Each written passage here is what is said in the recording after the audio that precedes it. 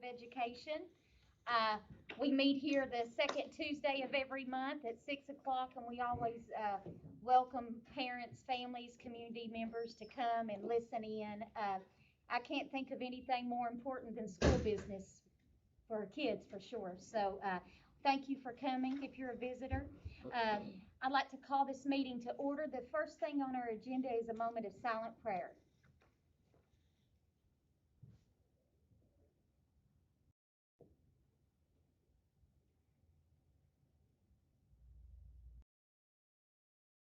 Amen.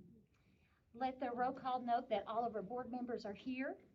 And item 1C is the reading of board team commitments. Do I have any volunteers to do that tonight? Okay, Miss Misty's going to read those for us. Board team commitments for Rockcastle County Schools. To improve our effectiveness, the board team for Rockcastle County Schools commits to review processes and experiences to identify and direct improvements, continuously define and work toward long-term goals which serve all students of the district, make each decision based on facts and the best for all students, listen to each other and speak freely, work together, support one another and not surprise one another, discuss board deliberations to the point of mutually agreeable resolutions based on factual information, support the majority's decision projecting board unity towards shared goals for continuously improving district-wide student learning, operate without personal or political agendas, respect one another, agree to disagree respectfully, delegate implementation to superintendent and education team, and to respectfully remind each other of these commitments. Thank you, Misty. Item 2 on our agenda is adopt the agenda, and we need to add a few things. I think Ms. Carey gave all of us. We would like to add under discussion and action an F, G, and H, so the minutes can note that. With that addition, is it okay? Does anyone have a problem with making that addition? Okay. I need a motion to approve, to adopt the agenda. Motion. Second. Okay, all in favor? Okay, the best part of the night. It's our school and community showcase, and we like to welcome our Rockcastle County High School Rockets and Mr. Bustle. I've lost you. Oh, over here. Welcome, Mr. Bustle. It's all yours. Well, thank you for having us.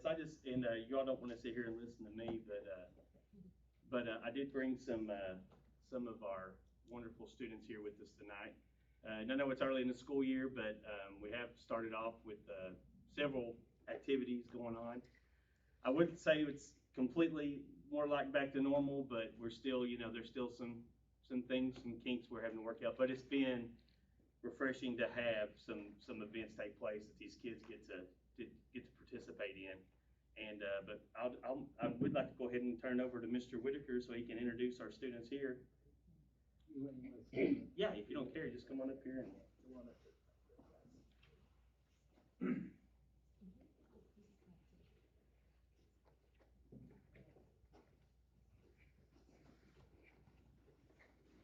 I kind of feel like Mr. Bustle. I feel like y'all don't want to hear from me too much. So, guys, if y'all would just introduce yourselves real quick and just tell your grade level and stuff.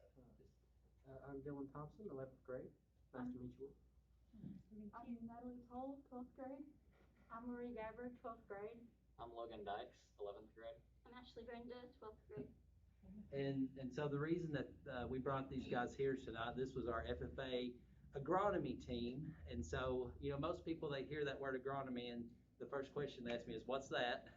And so it's basically crop sciences. And so these guys competed in the state FFA contest where they had to identify crops and weeds, take a 50-question multiple choice test, do a fertilizer ration calculation, identify insect pests, and then disorders, so like crop disorders. And they placed first in the state. This year is the first time Rockcastle County's ever had an agronomy team, placed first in the state.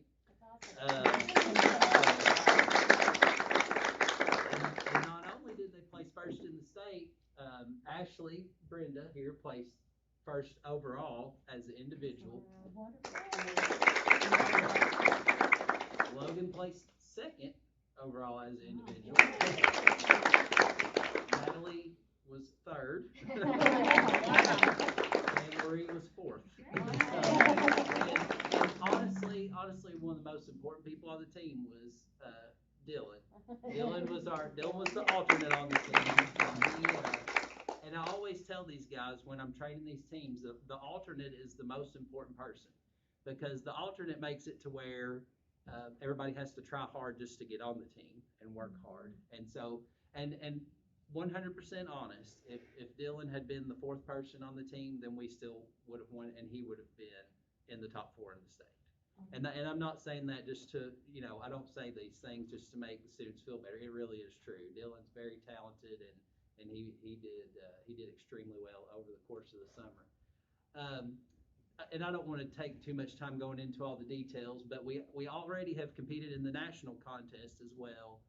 National FFA for this year decided to do hybrid contest, so it's part virtual and part in person. Unfortunately, the virtual part was 10 days after the state part, and there's a lot more components to it and a lot more content, and we just didn't have time to get ready. And so you had to be in the top 50% to move on to the in-person component, which is in October. And we did not make the top 50%, but we're not really expecting to, just because it was such a quick turnaround. And we worked hard in those 10 days, but it just was very difficult for us to do that. But I'm still extremely proud of them. Obviously, they worked very hard in order to be able to be the top 4 places in the state, and I am very proud of them. And they've made Rockcastle County, I think, very proud. So you all should be very proud of them. So. Yes, we absolutely are. And Mr. Whitaker, we do have some certificates for them that we would like to give. Okay. Miss Ashley, Logan, Thank you. Natalie. Marie, Dylan. We're all very, very proud of our FFA as a whole, and especially our agronomy team. So thank you all for your hard work and dedication. I know it required you all working the summer, coming to school for practices and giving that extra commitment, but look what that hard work paid off for, and we're all very, very proud of you all. Thank you.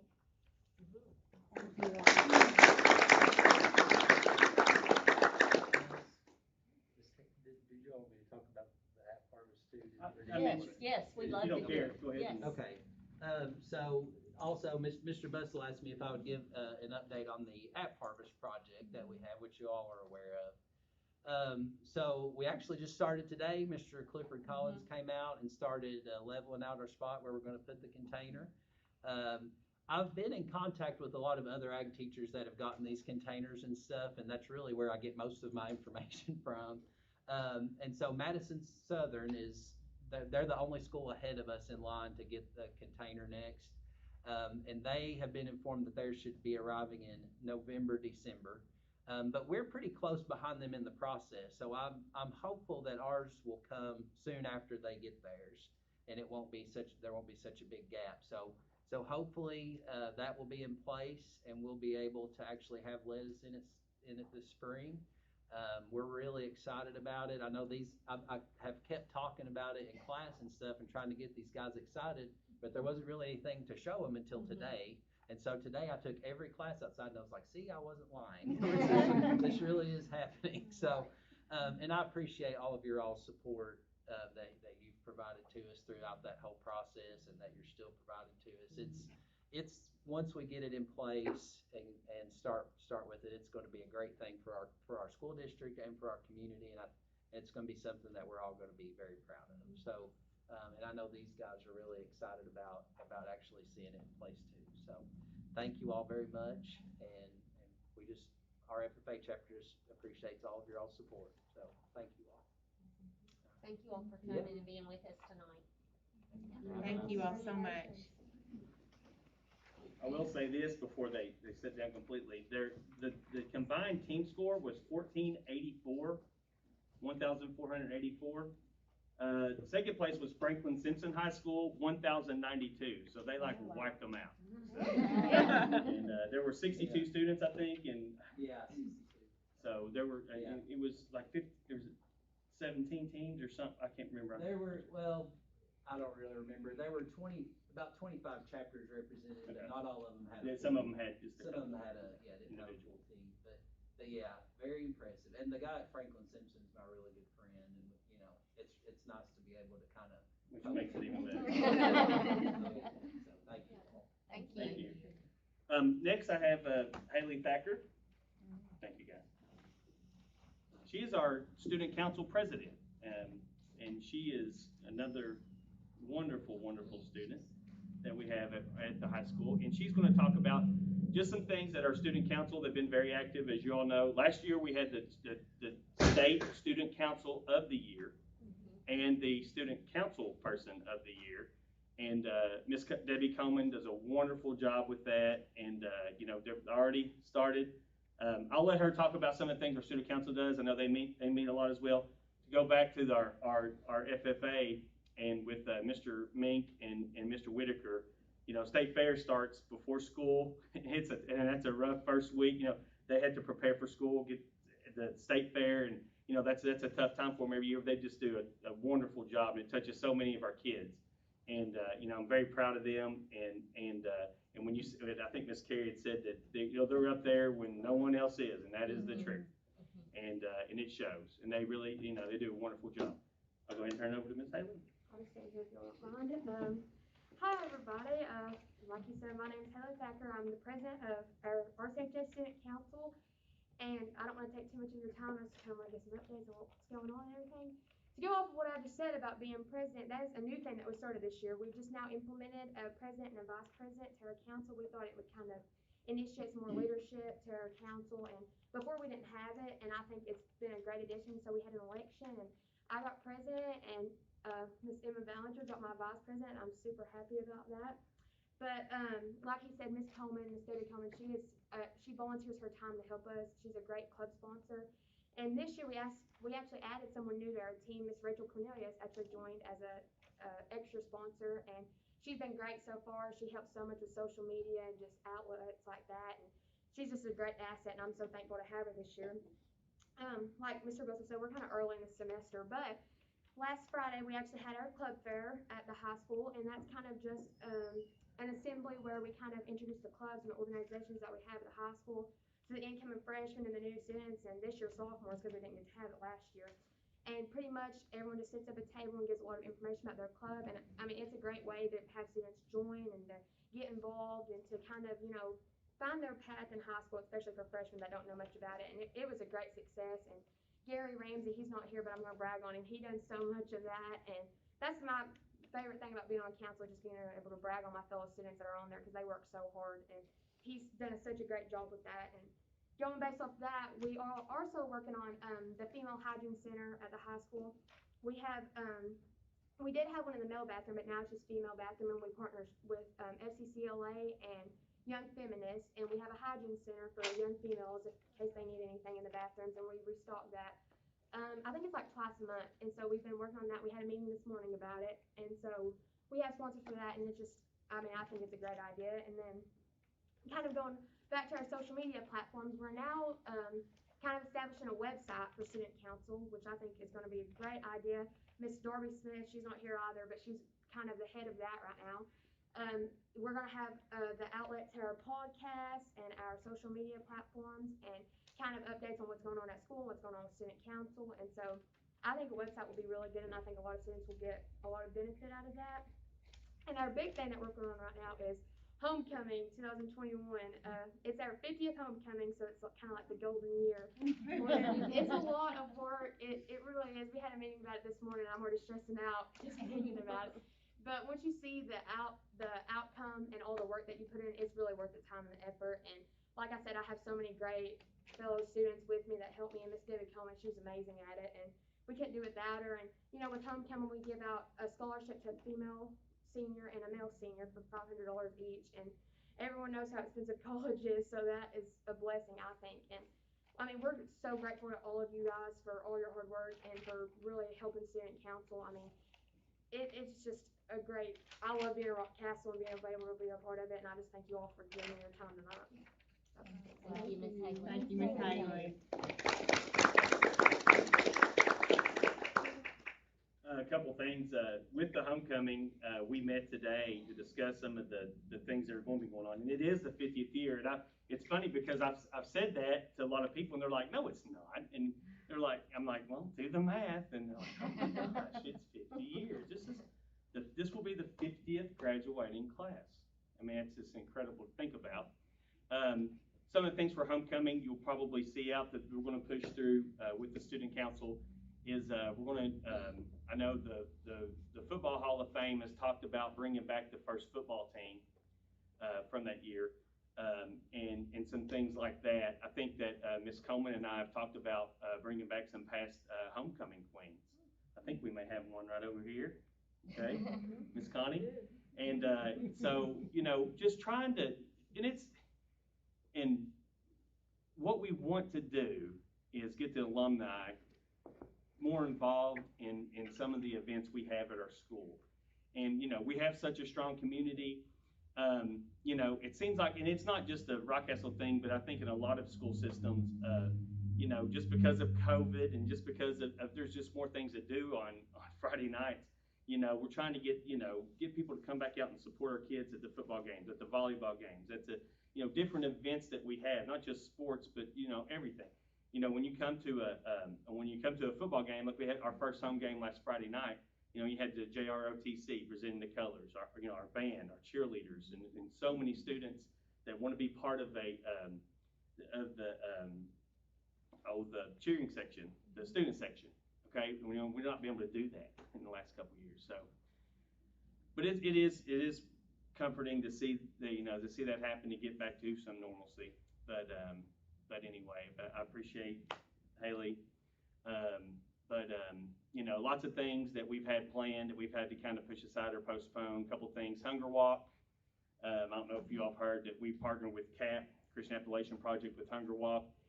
This year we met and we talked about having, you know, involving a volleyball game and a football game, which ours was last week. Lexington Christian is going to partner with us moving forward. They were going to have a football game with Lexington Catholic. A lot of the plans that we had about, you know, having people bring in food items, we did have some food items brought in, but on a smaller scale. We just, you know, with COVID and in the organization, we just kind of decided we got everything in place. We know what we're going to do. We'll kind of move that to next year. The Hunger Walk, we are going to have a ceremonial Hunger Walk this Thursday at 10 a.m. at the courthouse, as we have in the past. I don't know how many years. It's been several years. Yeah, we've done that the last 2 you know, years. And we weren't able to involve our elementary students and middle school students and high school students like we have in years past. You know, last year we didn't, of course, as well. But you know, it just makes sense not to do that. But we are going to have some food drives and stuff. A lot of this goes straight. What we bring in goes straight to Grateful Bread. And I know I remember sitting at this time last year talking to you all about just the contributions that CAP had made to our schools. And, you know, and it's you know, we wanted to recognize them, and unfortunately, you know, that kind of fell apart, but it's, you know, it's going to be a good thing. We're going to have, like I said, we're having a ceremonial, we'll have some people speak. I know Haley's speaking Thursday, and then we have a representative, an 8th grader from the middle school is going to speak. I can't remember who it was. And then a 5th grader from Mount Vernon Elementary. We rotate that with the elementary schools. They have a representative that talk about hunger, not only in Rockcastle County, Kentucky, and the nation. But all it is just to bring awareness to that issue. But other than that, that's, you know, y'all have any questions or anything? Mr. Bussell, I had a little question. Okay. You were talking about trying to get the support, you know, from the alumni and stuff. Do you care to go through the protocol or for people to attend sporting events? Just because, as I would like to know myself. I know at one time we limited how many people, like at volleyball games, or you know. So, do you care to share that? This year, so far, there's no restrictions on how many tickets we can sell, and which was so comforting. Last year, if y'all can remember, if you came to a football game, I was out in front watching, counting tickets and making sure everybody had a screener card. I care not to say that again.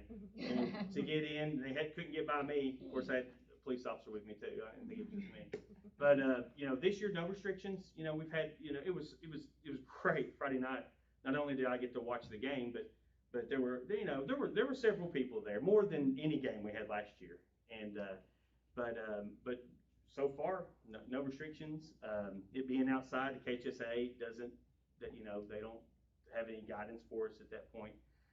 Volleyball games, we have, on our own accord, we've asked fans to sit, I know our fans sit on the lower level, and we've asked the guests to sit up in the upper level, just to kind of keep that separated. But, we've had plenty of room in our games and everything, so it's not really been an issue this year, so far. But no, and all tickets are sold at the gate. That's great to know, because I wasn't aware of that myself.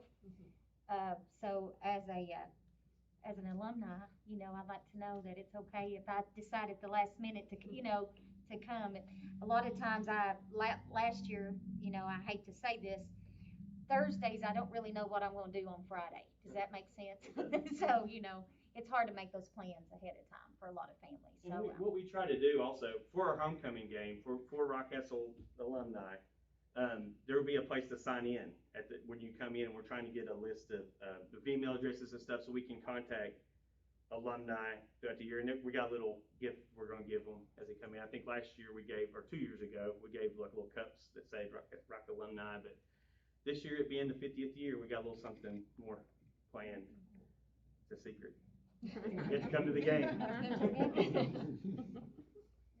That's great. I want to say thank you, Ms. Haley, for coming and joining us, and how much we appreciate you and the student council as a whole. I think Mr. Bussell mentioned that you all were recognized last year as the top student council in the state, and I absolutely understand why, because this is a hardworking group of students. They're cohesive, they work well together, and they get so much accomplished. And if any of you all have not listened to their podcast, take time to do that. They do a great job and work really hard on that information. So, again, thank you, Ms. Haley. Well, thank you for having me. These podcasts are informative and entertaining. Yes, yes. Haley, I've been around you several different times, and I just want to say, you're a very impressive young lady, and your parents, I know, are very proud, and I know your mom a little bit, and you've got such her personality. You have a sparkle about you, so it's very contagious, and in today's world, we need people that's got that type of contagious to rub off on others. She's got many talents. She's a great softball player also. Thank you. Well, thank you, Mr. Bussell. We appreciate you, and listen, we're proud of you all. We don't say it enough. We know your staff works very hard. We know that you work very hard, and I tell everybody that if they ask me anything about the high school, I always say, call Mr. Bussell. So if I send people your way, I really did that. So I'm sorry, but thank you. No, thank you. I appreciate it. I know your job has gotten much harder over the last few years. It's been different, but we're gonna be all right. We're better now than we were last year, and we'll be better tomorrow than we were today. And that's all you can do. Thank you so much. Thank you. Thank you, Ms. Haley. I got a middle school basketball game. Yep, sure. We think y'all stay with us. I can stay. I've been afraid if my daughter scores her first 2 points ever, I might miss. Go. Thank you. Item 4 on our agenda is, it's a public comment. Miss Rochelle Riddle was going to be here tonight, but something has come up, and she called ahead and asked if maybe her mother could, Miss Connie. She's no stranger to any of us that went to school here, for sure. Miss Connie kept us all busy at one time. But I think you have a letter you would like to read? Well, okay. It's a comment. Okay. And these are Rochelle's words. Thank you for the opportunity to speak again as a concerned parent and community member. I thought this mask issue was settled, but here we go again. I'm saddened and frustrated that the preventive measures of universal masking in schools was not upheld by our legislatures. We are still in a state of emergency. We need to move forward, not regress, and continue to debate what is the general consensus of the scientific community concerning protecting ourselves and our children against COVID-19. As of Monday, Rockcastle County ranks 10th nationwide for new COVID-19 infections, according to the data in the New York Times. In fact, 6 of the top 10 counties are here in Kentucky. If that isn't enough for our legislatures to stand up, what is? Our governor and the Kentucky Board of Education took action to protect our children and the employees of the school system. They were concerned in their decision. They were correct, supported by the guidance of their expertise. This same guidance of preventative measures is supported by our local health department, hospital, and our well-respected healthcare providers, including Dr. Callie Schaefer and Dr. Karen Saylor, who have made public statements in support of universal masking in schools and vaccination. We should look to our trusted experts on these issues of guidance. We should not look to the opinions of politicians, parents, and community members in a situation they are not qualified to speak on. My opinion as a parent doesn't matter here, but I support the opinions of those who know far more than I ever will about COVID-19. Our healthcare workers are exhausted. They are traumatized. We have to support them by doing everything we can to prevent the spread of this virus. I would also like to let the Board of Education know how grateful I am for the virtual learning option for my son, who is too young to be vaccinated. This option is not available for many of my friends and their children. I'm also grateful for the in-person learning option that is a necessity for so many in our community. I'm grateful that our virtual option also helps cut down classroom size, making social distancing easier in the traditional classroom setting. As a person with many friends and family members who are students or teachers in our school system, I want layered preventative measures for them and our tight-knit community that is inevitably affected by the choices made by our school system. I speak tonight supporting those who have contacted me with their concerns and their wishes to continue universal masking in our schools. Our teachers are exhausted too. Masking is a crucial preventative layer we have in fighting this virus. It's the only option for children too young to be vaccinated and those with health factors preventing them from being vaccinated. We have to fight COVID every way possible. I hope and have confidence that our schools will do the right thing and continue to use masking as a tool to protect our kids. Our kids are great, aren't they? They are resilient and mask like champs when given encouragement. Sometimes they do so even not encouraged. They make us better humans and give us the ultimate hope for our future. Right now, it's our job to protect them and be good examples. I would also like to thank Superintendent Ballinger, the board, and all those working in Rockcastle Education. You have done an incredible job in an incredibly difficult time. People have questioned and will continue to question your every decision. You have gone above and beyond educating our children and helping our community through this pandemic. It's not over yet. I pray for God to strengthen you, safety, and guidance in all things. Thank you for your time. Thank you, Ms. Connie.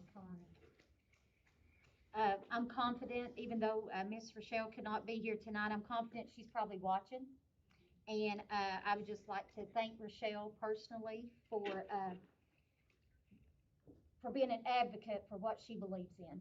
And there's one thing, I don't really know Rochelle that well, but there's one thing that she gives off to me every time I'm around her, and she is going to speak up for her child. And I admire that to the fullest. I hope we have every parent that's willing to go out for their child. And I just appreciate her very much. So I hope that she did get to listen. If not, Miss Connie, please pass the message along. All right. Item 5 on our agenda is the operations and actions. If anyone has any questions for Miss Carrie for any of those things. I don't have a question, but in looking at the minutes, the only thing that I saw that the reference that the concern that I shared with Misty from folks in the community about not living, kids going to different districts. I noticed that's not in there. Other than that, it's good to me, as well as the items. For the minutes from the August 10th, correct? Yes.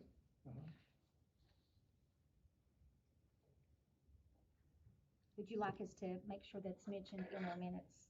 I would. Okay. I don't know who's taking the minutes, but Well, okay. we can address that. I don't know who does absolutely. that, Mr. Hammond, but we'll make sure that's done. And we'll Is it- bring that back to the next meeting. Okay. Does anyone else have any questions? If not, oh, did you? No, I said no. Oh, okay. I'm good, thank you. Okay. If not, I need a motion to approve operations and actions. I'll second. All in favor? Yes. Okay. Item 6A is review and approve the 21-22 working budget. Ms. Jenny? You have in your drive a copy of the working budget.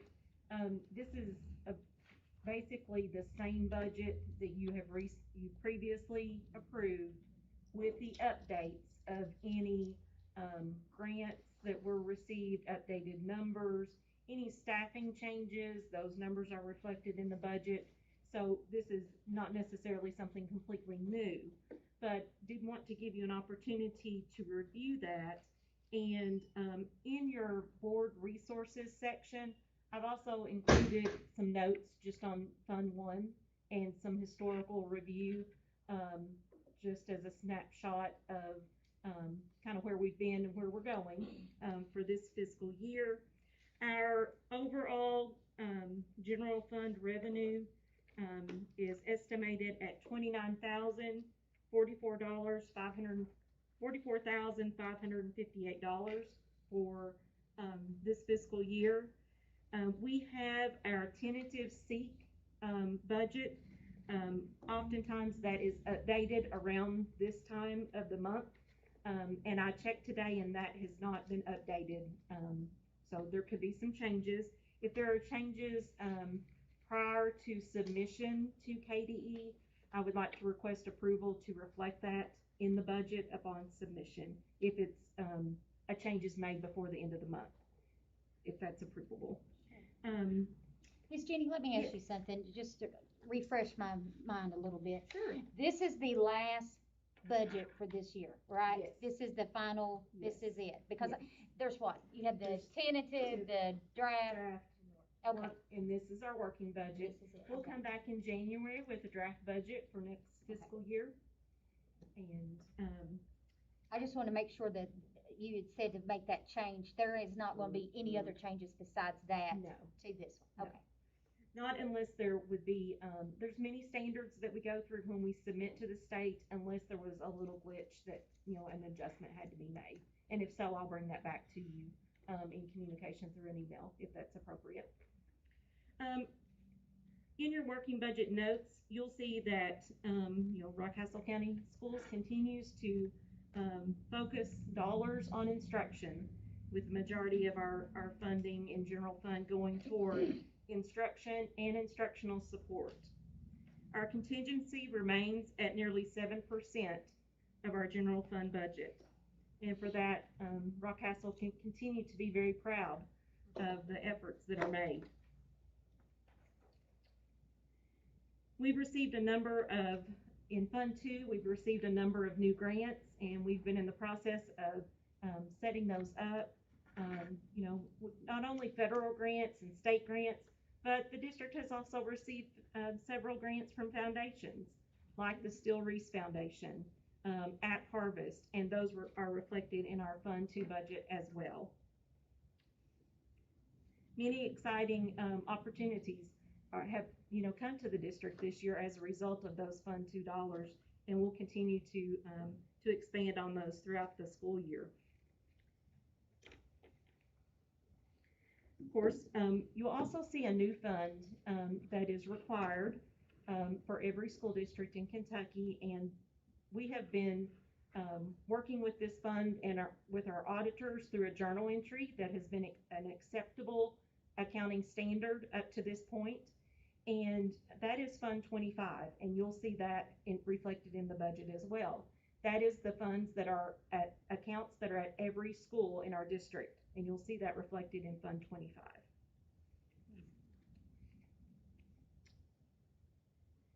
You'll see our updated numbers for capital outlay. I think that was in our last budget as well.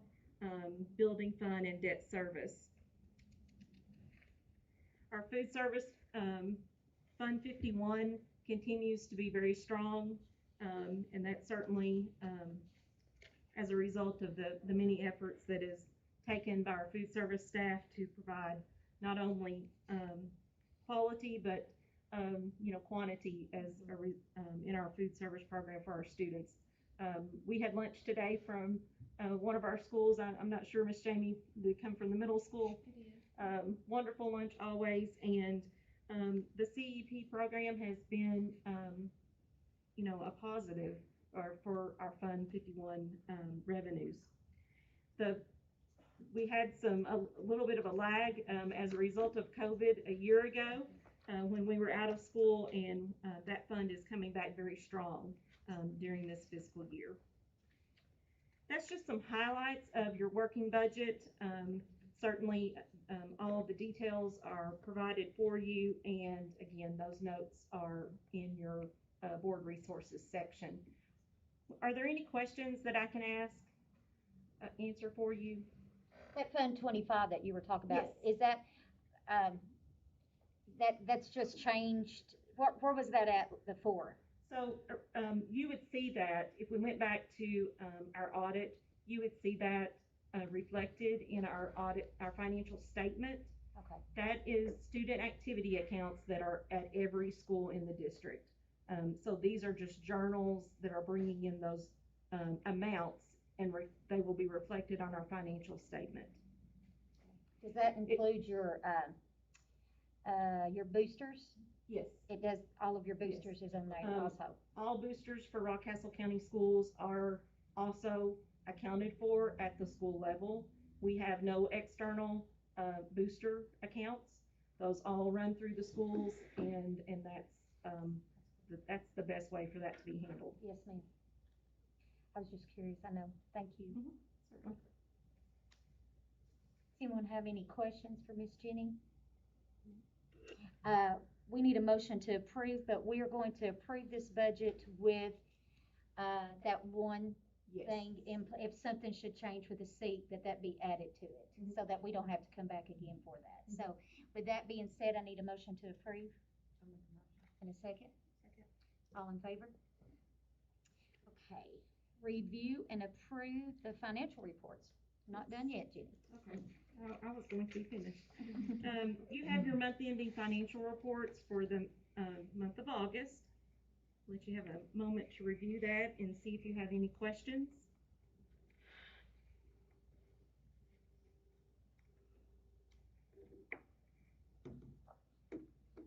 Anyone have any questions? If not, I need a motion to approve the monthly financial. I'll make a motion. Okay, second. All in favor? Okay, item 6C, review and approve the resolution authorizing the COVID-19 related leave. This Ms. Ballinger's got this for us. Yes, this is also in your packet, but we are coming to you proposing that we provide 10 extra days to our employees who have been vaccinated that are required to quarantine. I do want to say that we have been investigating to see if we could provide this to both vaccinated and unvaccinated employees, but due to the Kentucky regulation, this is only available or offered for vaccinated employees.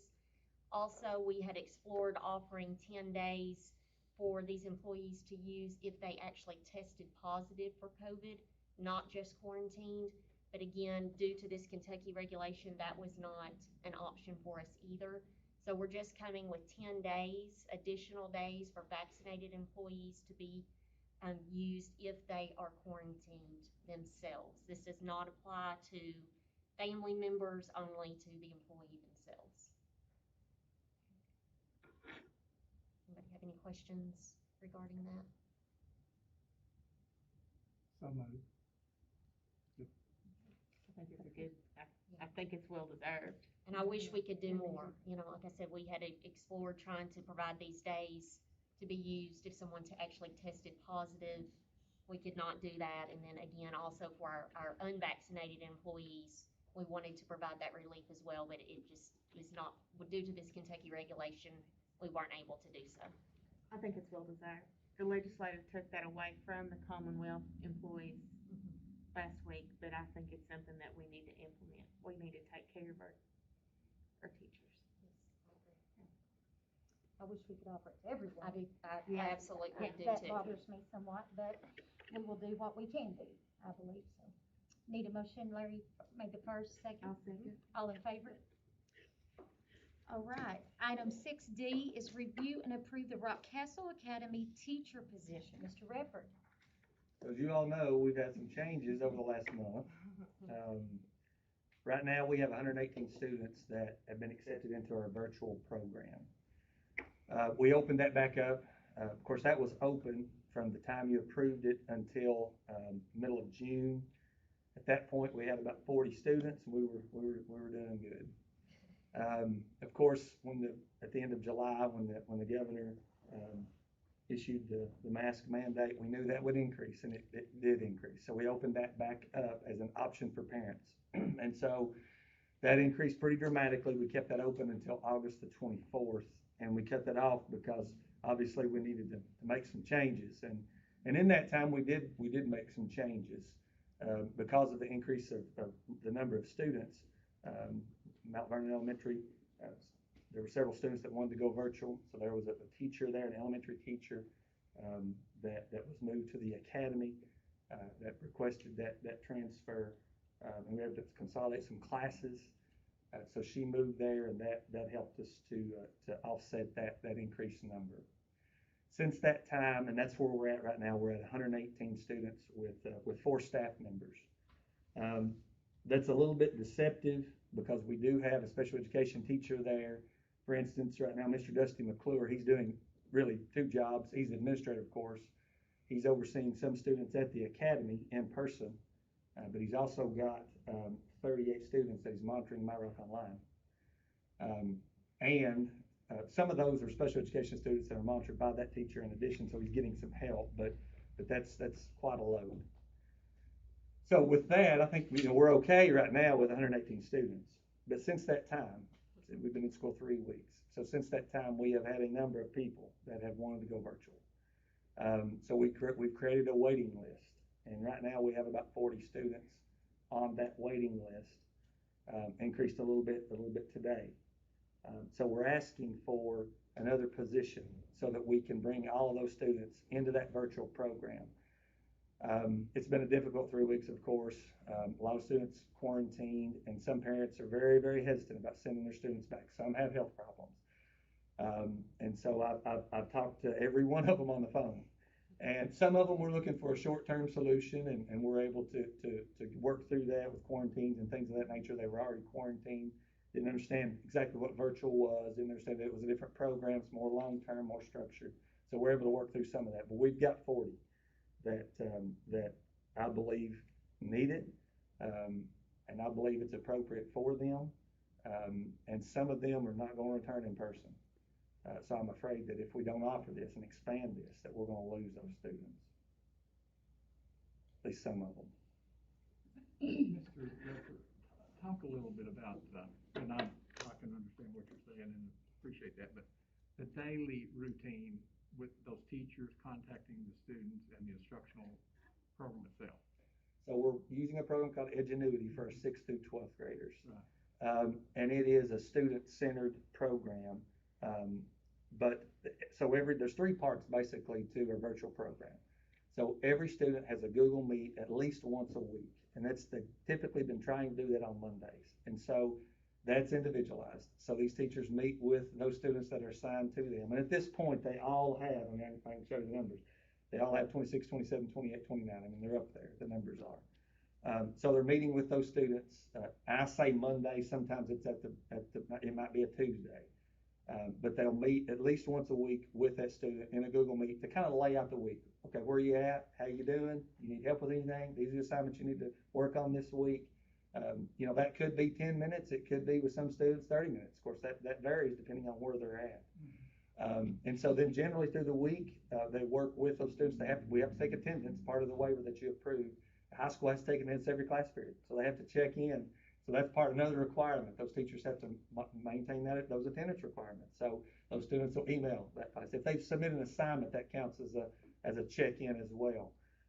So they're constantly monitoring that attendance requirements for middle and high school. Elementary have to check in twice a day. So that's more than their elementary teachers. Elementary teachers, obviously they take attendance in the morning and that's it. But all these elementary students, they have to check in twice. So that's something that they have to do every day as well. And that's of course a little bit separate than the instructional piece. So they're working on this individualized program, whether it be Path Blazer K through 5 or Edgenuity 6 through 12. And then we started this week bringing those students in. That was part of the requirement. They have to come in at regular intervals. And so that's been really good this week. It's been great to see those kids. Some of those kids haven't been in a while. Some of them are doing their iReady diagnostic right now. We wanted to do that in person. Miss Lisa No's actually been helping some with us. She's a former elementary principal. But she's expert at that curriculum. She's helped us set up some of that.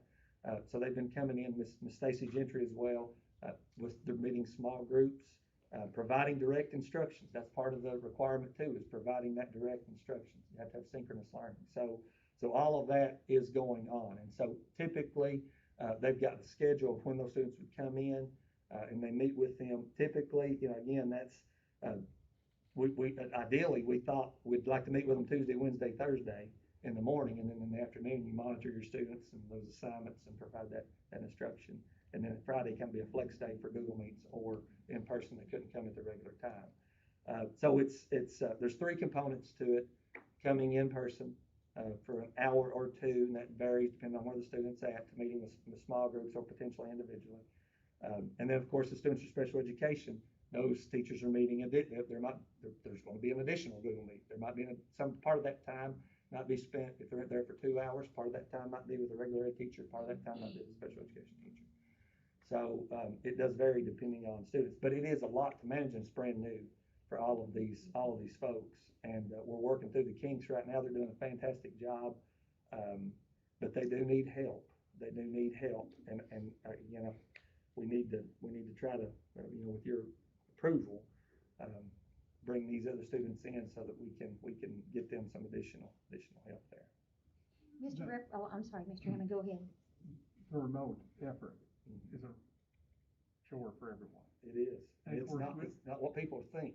You know, although I would say that we have, and I support this.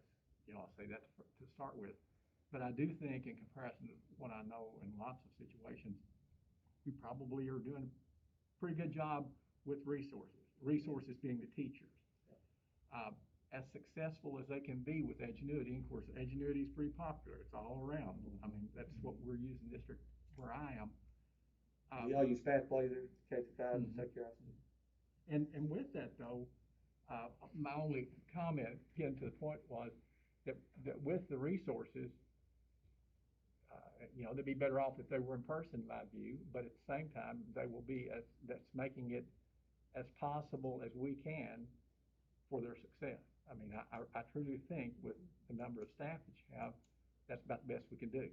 I think so too, and we want to do this with integrity. We want to do it right. You know, again, as I mentioned to you all, there were a lot of things we learned last year. And one of them is we've got to keep track of students. And so that's why I'm passionate about the in-person piece. I want us to see that child. I want us to work with them directly. And those Google Meets, again, very important. We didn't do that last year at the level that we are now. I'm not saying they didn't happen, but it's a different structure. It's a different setup. It's required. They have to do that as part of that attendance required. Where last year that wasn't necessarily always the case. And the last thing I'd say, tying in what Ms. Sweet said about 7% contingency, and years ago we talked about here, and I've talked in other districts since then, 7% is okay, it's good. The more you got, the better off you are. From 7% to 2% is not too far, everybody can do the math. And with the addition of staff, looking down the road to the future, just something that has to be monitored, because when you get close on funds, what I say in school districts, sort of like at home, if you want to fall out with each other, get close on funds, and then everyone in the district is looking at everyone else, and everyone's got it better than that person, and then everyone starts critiquing the other person. Just like it is at home, when households get a little bit too tight, the family falls apart, or it's a good recipe for falling apart. So anyway, I throw that as a word of caution with the contingency as we move forward. That's it. I had a question, I guess you said there was 118 virtual now with 4 staff, and then 40 on a waiting list. That puts you at 158 kids with 5 staff. That's a ratio of 31 to 1. And I guess my question to you is this, because you all know more what's going on than, why wouldn't we try to staff that at the same ratio that we are doing at our schools? Well, and I think that kind of concerns me a little bit. And we have had Miss Lisa No helping us. She's a sub, and she has been helping us with that. And so Ms. Founder's, I think, gonna, as part of the upcoming discussion, we want to we're asking for a full position, but we want the flexibility. She probably talked more about that. Okay, I'm just wondering, because we are trying to make this look appealing. And 1 and 2, I personally, if a child is doing virtual, it's because there's a reason. Yeah. And if the reason is a health concern, we definitely do not want to put them in a position where they feel even more alienated from the education, so I would be in more support of providing more resources for those children. And so again, when I mentioned Miss Lisa No, she's not included in those numbers, but she has been helping us. She's been helping us tremendously. And so I believe part of what Ms. Founder's gonna talk about is gonna give us some more flexibility with that, to offset those numbers. I was just, and that was just my opinion. And we're trying to be conscious. Mr. Hammond obviously funds as well, but this is till January. Students that sign up for a virtual program have to stay till January. And think of how much things changed in the last month. They changed dramatically. And we don't know what it's gonna be like in January. So we want to be understanding of that and try to be flexible, and so that's why Ms. Founder's is going to talk to you a little bit more about some of those other positions that may be able to help us with some of that and do some other things that we need. Ms. Angie, just to build off of what Mr. Ruppert said and what you said, in building our virtual program, the entire time we have discussed how important it is to make sure that we've done this with integrity. That our students that are enrolled in the virtual My Rock Online Academy are getting a legitimate chance at a solid education. And we want to make sure that we're doing it well and doing it right. And that's why we put those protocols into place of the Google Meet, of requiring students to come in. We don't want to put students on a virtual education platform and feel like that we've done enough. Because if we learned anything last year, we've learned that's not enough. It requires face-to-face contact, and we want to be able to provide mental health supports. You all approved for us to have the JAG position at the high school, and we've hired Mr. Michael Schaefer in that role. He's coming to the academy. He's meeting with our academy students. We'll have the opportunity, if it comes up, to meet with some of these students. We still want to make sure that they get the best of the school experience that we can provide. And those are our, even if they're virtual students, they are our students. And we want to have ownership of that and make sure that we're doing everything in our power to make sure that they're getting a solid education. And this will be an ongoing position, not like a cutoff 2 year? No, this is just for this current school year. Okay. Just for this school year. And I believe ESSER 3 funds are yes, utilized ESSER 3, yes, for this year only. And then if we continue to need this position in the future, we'll come back to you and have that discussion. Is this going to gonna be absorbed by a current teacher that is, or this will be a posted No, it position? will be a posted position. You know, I hate to be negative Nancy, but I foresee virtual numbers continue to rise. I mean, that's, you know, even after this year, if it's something that's an option, because there are a lot of people throughout our community that, you know, There's no doubt about that. there's a need. I mean, there's a need. But thank you very much, Mr. Ripper. Anyone have any questions for Mr. Ripper concerning this? If not, this is to approve the Rockcastle Academy teacher position. So moved. Okay, all in favor? Okay. Item 6E is review and approve the updated safe return to in-person instruction and continuity of services plan. Yes, That's a isn't lot, it? Carrie. Okay, so in this plan, you have previously, seen this plan, and I've made some adjustments to this based on your approval of our Test to Stay program, which will begin tomorrow. So again, that is an opportunity if we have students that have a direct exposure to COVID. If their parents grant permission, then we can bring those students in and we can test them for 5 consecutive days, and each day that they have a negative test, then they can stay in school with their peers. So that program will begin tomorrow. That's also available for all of our staff members as well.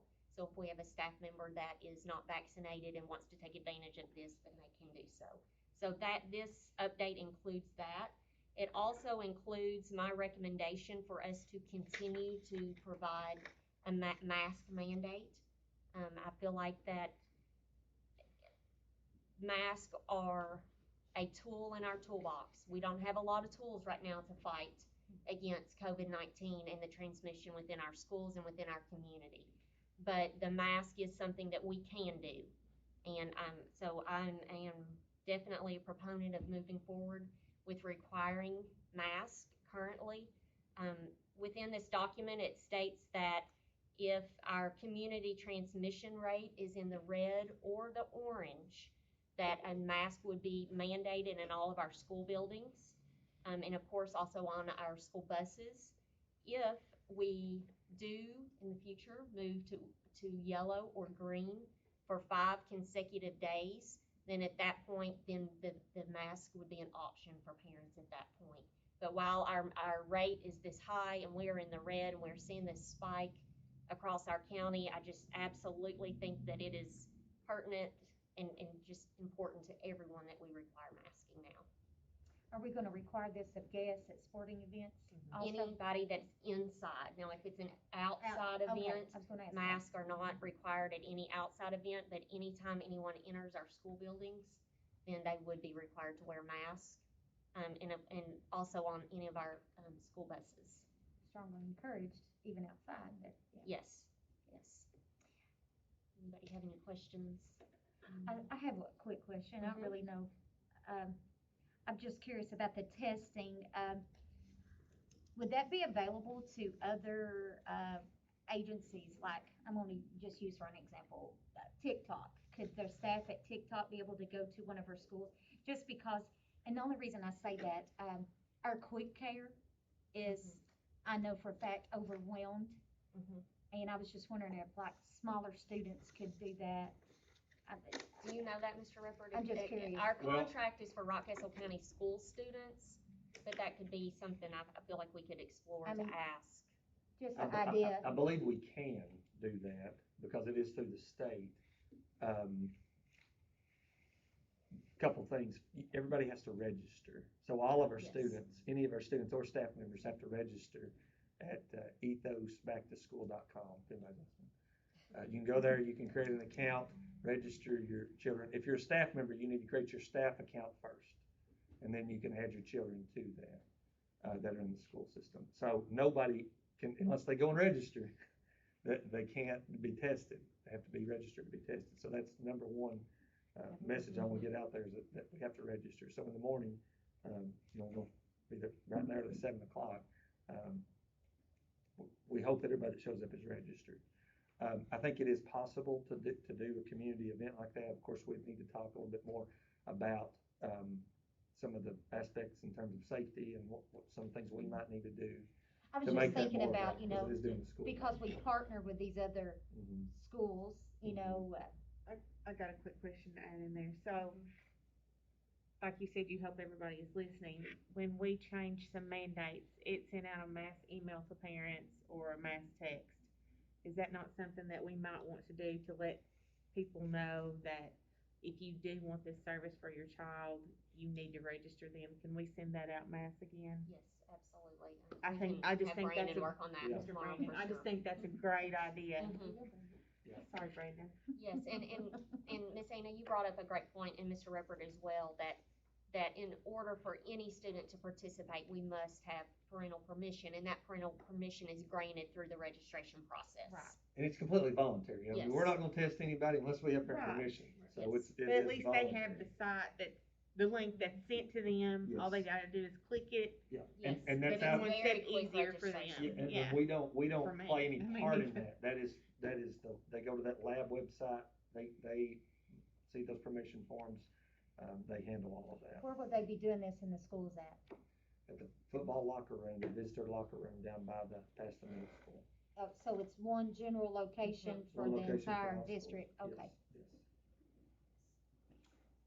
I will also add that tomorrow, we will be partnering for the 6th time with Rock Regional and Rockcastle County Pediatrics to offer another vaccination clinic. So that's tomorrow at 4 o'clock, and that will be held at the Rock Peds office.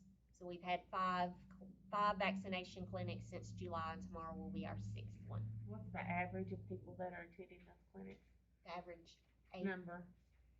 The first few, we didn't have a really good turnout at all, but, the last one, I think we had 37 people that showed up, so we're hopeful that tomorrow we will have that many or more. Sorry, Archie, but the August 20th, we had over 70. Now, all those weren't Okay. students, some of those were community members. It was 4 to 6 p.m. Tomorrow so is we open had- to the community as yeah. well, so anyone, that's available to anyone. It will be held at Rockcastle County Pediatrics office. Oh, it's there. Yes, It's it's not on there. our campus. No, the others we have had there, but because the hospital is experiencing such staffing issues, it was gonna be easier for them to have it at their location so they could pull staff as needed to help. The other reason why I asked that is, I had to go get COVID tested, and there was a lady there who was an employee of their schools who had to take off to have her little small child COVID tested. And when I say this, I'm speaking no negative toward our quick care, because we are so blessed to have that here. But it was a 2-hour wait, and they are overwhelmed. So I'm thinking, if that should arise again, is there another option? So. And I'll follow that up with a question. What's the staffing gonna be for this place tomorrow? Cause you may well have 100 students show up tomorrow to be tested. They're gonna send 3 staff members tomorrow. So we're hopeful, we'll see how it turns out tomorrow. Yeah. And again, they have to be registered. So that'll be They have to be registered. They will not test them if they're not registered. So, hopefully. And just waiting in their cars, I suppose, is gonna be the plan? Yes, I'm gonna be there, I guess, 6:30 in the morning, to help everything get set up, and they will do that, of course, and depending on, I'm gonna see exactly how they want to do it, but, we may be able to do a couple at a time, and then they'll wait in their car, for the 15-20 minute period. And then, of course, if they're positive, then they'll do a PCR. Yes. How does the school know? I guess if they come back, they just know they're negative? Yes, we can see the Honor results. system. Okay. Of those Yes, tests, we can and see that. they'll Okay, make great. notification to us of those students that Okay. are. They're gonna get a text saying, yay, they can come back to school. And, these are students that are already quarantined, generally speaking, they're already gonna be quarantined. So this is, nobody has to do this. This is just an option to stay at school. It's a great idea. So it's, wonderful. you don't have to do it. If you don't have to do it, you just quarantine like normal, but staff members, whoever, it's an option to cut down on the number of students that are quarantined. And we've said from point A that our goal is to keep our students in person learning, and so this is just another option to to keep kids in school and not having to quarantine. This really, well, we'll go ahead and vote for this and I'll bring this up Okay. later. I just, does anyone have?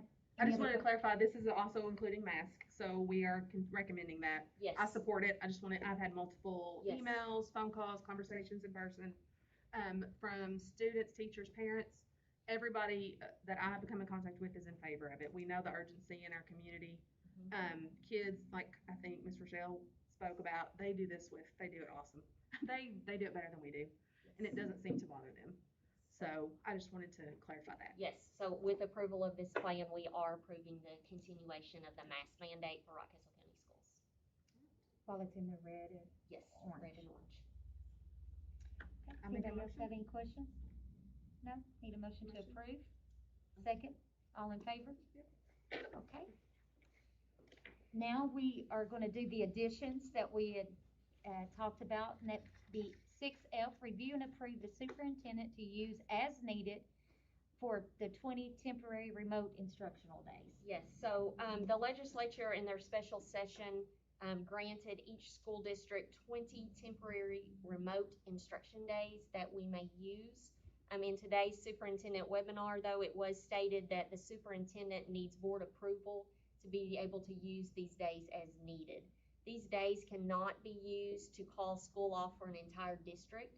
These days have to be used for a school, perhaps two schools, a classroom, a grade level, some sort of a semblance of a group of students. So we need, I need approval to be able to use these days as needed if we experience a high number of positives within a setting. So moved. Second. In favor? All in favor? Yeah, have fun figuring out what you're gonna do there. That's why we pay you the big bucks, Carrie.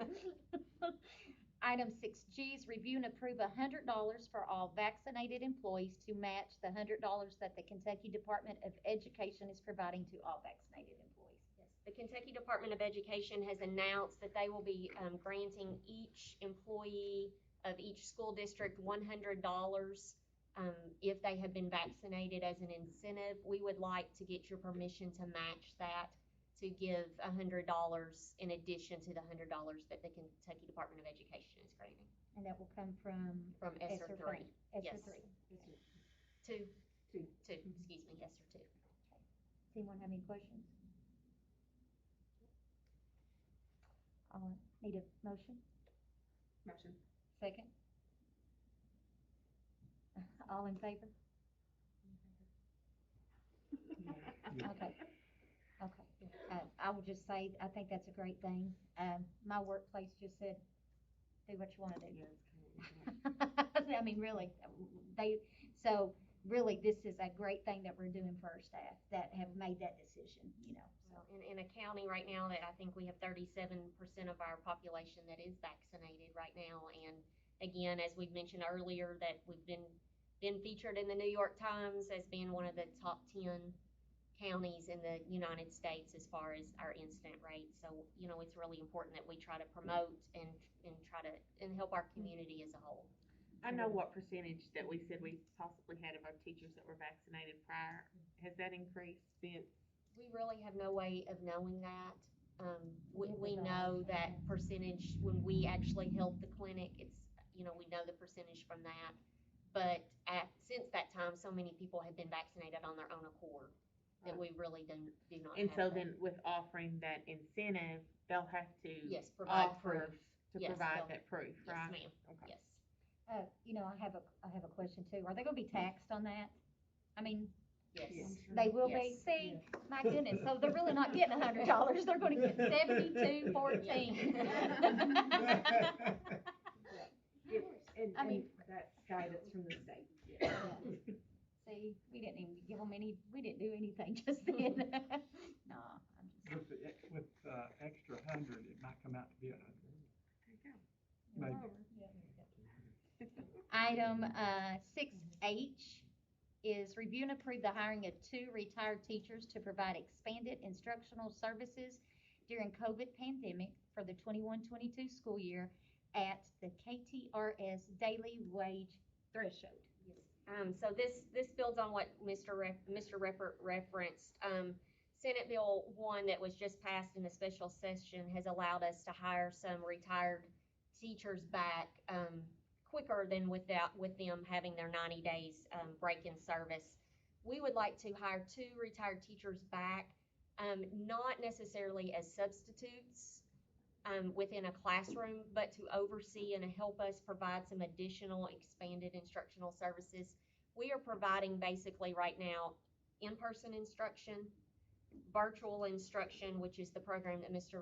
has referenced, and also we're providing instruction to our quarantine students. So we're teaching on 3 platforms. We would like to bring back 2 retired teachers to assist us in providing instruction to these quarantine students. As you all know, that I do not feel like that number, while it may lessen in the weeks to come, this is something that we're going to be dealing with the entire school year, is how do we support teachers in providing quarantine instruction and also providing in-person instruction. So this is 2 positions that would come in to support our teachers in providing those 3 models of instruction, and also, as Mr. Reppert mentioned, providing some additional support with virtual.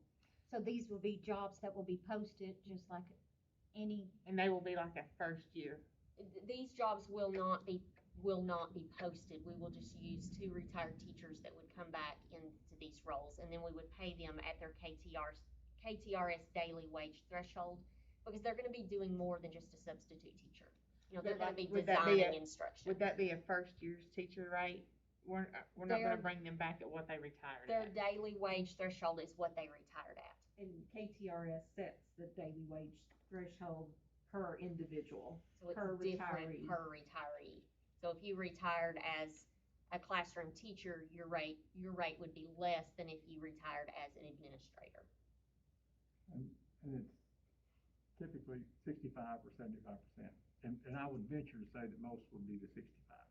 The reason I asked if it would be posted is because I'm assuming there will be a lot of retired people that might be interested, not just people that's retired lately.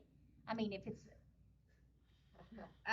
and I don't mean that, you understand what I'm saying? It might be a possibility. I would think that it would need to be posted.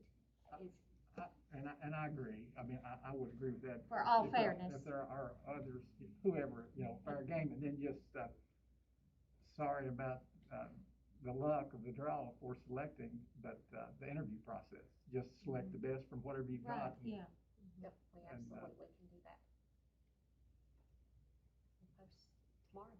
Yeah, and this will aid with teachers with I've had, again, teachers reach out to me that they're feeling overwhelmed. Mostly with the quarantine, I think, because it is hard. It is. They're staying late, making their packets and their Google list, and I know it's a lot. Absolutely. So that's what these 2. Okay. Is this mostly going to be little kids, or is it throughout the whole district? Okay. Yes, and again, because when we quarantine a student, they are not counted absent. They are still counted present. So a quarantined student is present within our school district. So it is our obligation and responsibility to ensure that they are receiving the same quality of instruction while they're quarantined as if they are in the classroom. Okay, I have a question with Okay. that being said. As a quarantined student, what happens if that quarantined student is a sick quarantined student? I mean, then just like if you were sick at home with the flu are or you counted strep, absent then? No.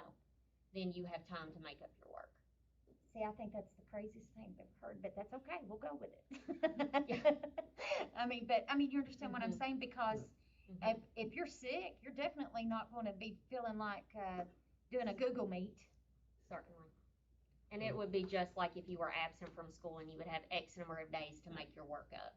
So what's our ratio, you may know this, Marcus, of quarantined kids versus isolated kids? So the kids positive and the ones not positive. Do you have a rough idea? Right off the top of my head, I don't. For every COVID positive, you may have, 4 kids, 3 or 4 kids? I'd say you probably have more than that. I would Just say depend, it depends probably on the school. With younger children, it's typically higher because they're in closer contact. Yeah. But at the elementary or at the middle and high school level, you're probably talking 5, 6. Those that eat lunch around them. The mask, the quarantine policy, of course, they don't have their mask on when they eat lunch, so it's 6 feet. Right. So those students that are eating lunch, if proximity, they're probably gonna be quarantined. But a lot of our students quarantine, I guess I'm getting at, are not sick as of now. Right. So they, yeah. And I will say, Miss Angie, as of 1 o'clock today, we had 250 students quarantined and 68 students that were positive. Okay, thank you. So that you can kind of. Yeah. How many And- students did you have out today? That's the total number? I mean, and I say not quarantine, I guess I'm In asking. addition to In addition to quarantines? that, yeah, I guess. We I had would- 523 out today, which is an improvement. Yesterday, it was, no, I'm wrong, it was 526. Yesterday, it was 534, so we improved by 8.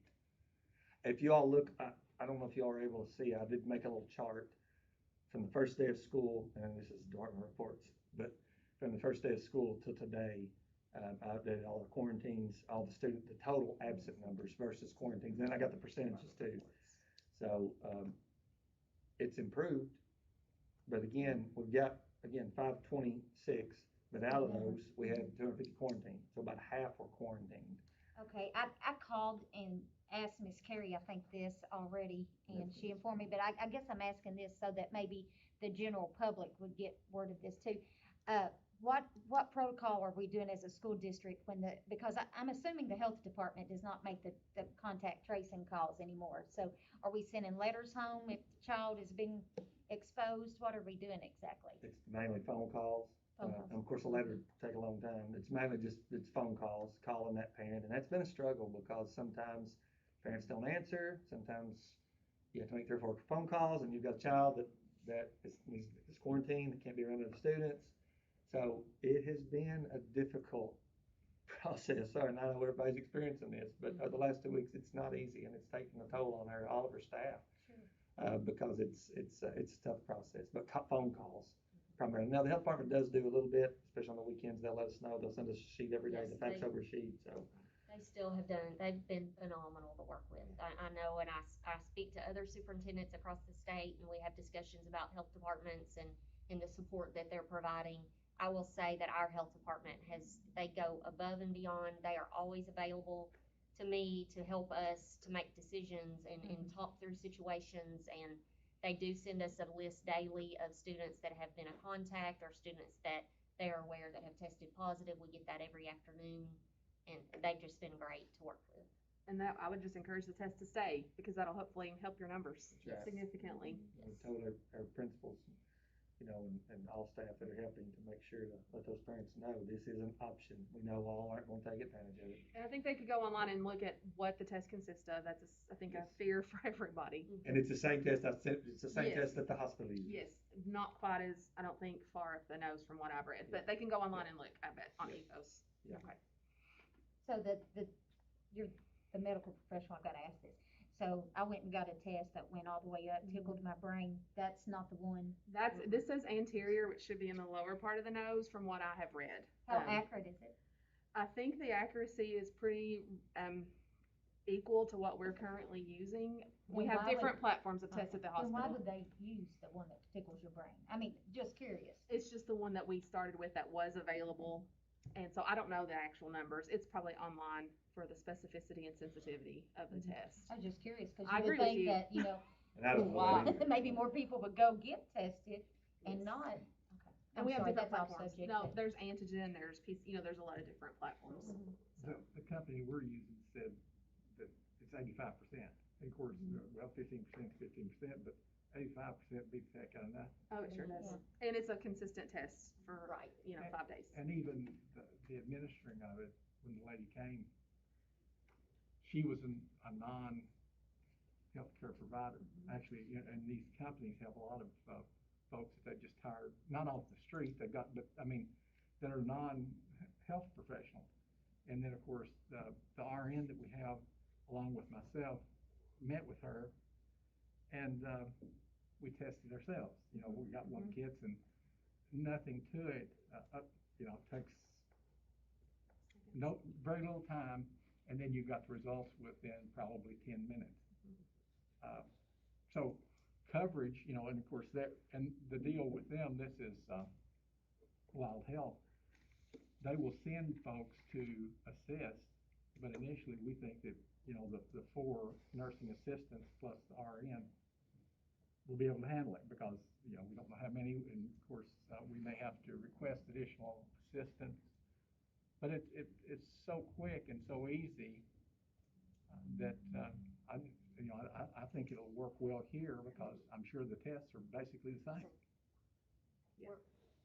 And if you had much of the tests like you're talking about, Angie, I don't think we'd have many parents that would sign off on it. Well, that's, whenever y'all were talking about it, I thought, And that's what, yeah, I wanted to relay that. I mean, I'm glad because that's something I think that, you know, as a parent, Oh, my son said he I'd wasn't gonna do it. rather keep my Than child he will. home than to Yeah. put her through it 5 days in a row. No, I agree. Yeah. Yeah, I mean, so this is easier, much easier, less invasive. well, with all of that, does anybody else have any, Anna, did you have any questions? I guess the salary scale for the position, so that's mandated by what they passed. The retiree will have a letter that comes from KTRS that sets their daily wage threshold, and that's what would be utilized for these two positions. Is ESSER funds too? Okay. So, I don't know. So if they were to come back as a sub, do they get that same daily No, threshold? no, They do no. not. No. They get the regular Regular sub rate sub-pay. if they're only performing regular classroom substitute duties. This is a full-time position. And what we're gonna be asking of these individuals is more than what we would be asking of a sub. A sub, you would go into a classroom, you would have your lesson plans there, you would teach what the teacher, you know, the teacher has done all the preparation for you, and you're serving as the substitute. These people that we are asking, we want them to come in and design and supervise and oversee instruction that's happening across the district. So that's the reason that we're asking for the daily wage threshold, because they're gonna be doing so much more than just a substitute. So this is a different entity than what our Rock Online is. They would perhaps be helping with the My Rock Online students. If we get more enrolled, that could be a possibility. But the main issue that we're having right now are our students that are quarantined, and we're providing additional instruction to our quarantine students. So we would like to use one of these positions, or perhaps both, to help with that. So, but again, we have in-person students, we have quarantine students, and then we have our virtual students. Would these individuals be making more money than our regular staff? Yes. And they'll be getting their retirement also. No. No, And no. actually, I mean, I guess that would be my biggest. That's what I'm thinking, so that's not No. correct. No, and actually, you know, daily wage threshold, there is an option, I mean, there's a possibility it could be greater than that. If they've been out a month from now until January 15th, you know, they could be paid that salary, whatever. I mean, actually, whatever, but initially, the conversation was about paying them, you could pay them what they were making when they left. And that's a one-time deal, but because of COVID, because that's never happened before. But the daily wage threshold is, it's less than what the possibility could be. So they're not gonna be coming on board and doing a job that existing, staff members, they're not gonna be getting paid more than, say, Mr. McClure. I mean, you know what I'm, No, I'm just no. trying to think of the Or fairness one of our of it, 'cause- teachers that are already doing that at the My Rock Online. No. No, the daily wage threshold for a retiree, they get paid that, they're drawing their retirement Right, plus correct. that. No, I'm just talking about what is coming No. as they're working now. No, No. and I'm confident there's no one here that's recently retired that their daily wage threshold would come close to what even began teacher would be. Yeah, I guess I was just curious. I would hate, I'm definitely for this, okay, first of all. I just would hate to bring somebody in and them make more money than the staff that we have at that building already, that's already doing tremendous work, you know, so. So, will this take, by us doing this will take the load, cause I know our staff that are in the building are so overwhelmed themselves. So this will take that load of having to do the virtual away for them. It will not take it away. This is just gonna be a support to them. No, there's no way we can take that away, because no one person or two people could provide instruction kindergarten through 12th grade. I mean, it's too vast. And quarantine, if I can interject, quarantine is absolutely. short term, so quarantine's 10 days. So that student needs 10 days of instruction, they're going right back in that classroom. So, We don't wanna remove them from that classroom because then they would just get further behind. You know, we want their learning to continue on pace with their peers that are in that classroom. That's why we don't want to remove them and put them on Edgenuity for 10 days and then put them back in because the instruction doesn't match. and most don't wanna be, they No, wanna go. they So, I mean, some want- do, they some want- want full, they want full virtual, Google but most, the Classroom quarantine, they with wanna go back when they're done. And to go further with what you were saying, a word of caution to these two people. It's like, if they care, which I would assume they do, you can take the best, the most respected teacher in this district and even put them in, and this is nothing new, put them in an itinerant role. And then from the eyes of the rest of the staff before long, they're talking about, they don't, they're not their favorite anymore. They don't hold them in the same regard because they don't know what they're doing. Sometimes they may not be doing what they should do, but at the same time, they view that as they're not doing much. With these two people, I would suggest that if they want to leave with the same reputation they came in with in the eyes of their peers, that they probably publicize as much as they can what they're doing with these kids. But I'm confident the need's there. But for their personal reputation, among other things, they'd do well to make that known. So that would give us, with these two positions, that would give us 6 people if you need them. Yeah, well, and again, Right. we got different, we're talking about a couple different things, quarantine, and then I know one of these is probably gonna be doing that, and then another, yes, if it does increase, this will give us this will provide flexibility. That's the main thing, flexibility for the rest of the year to be able to meet the needs of students as they might shift and change. So we're just approving these two positions for 1 year, for the remainder of this year.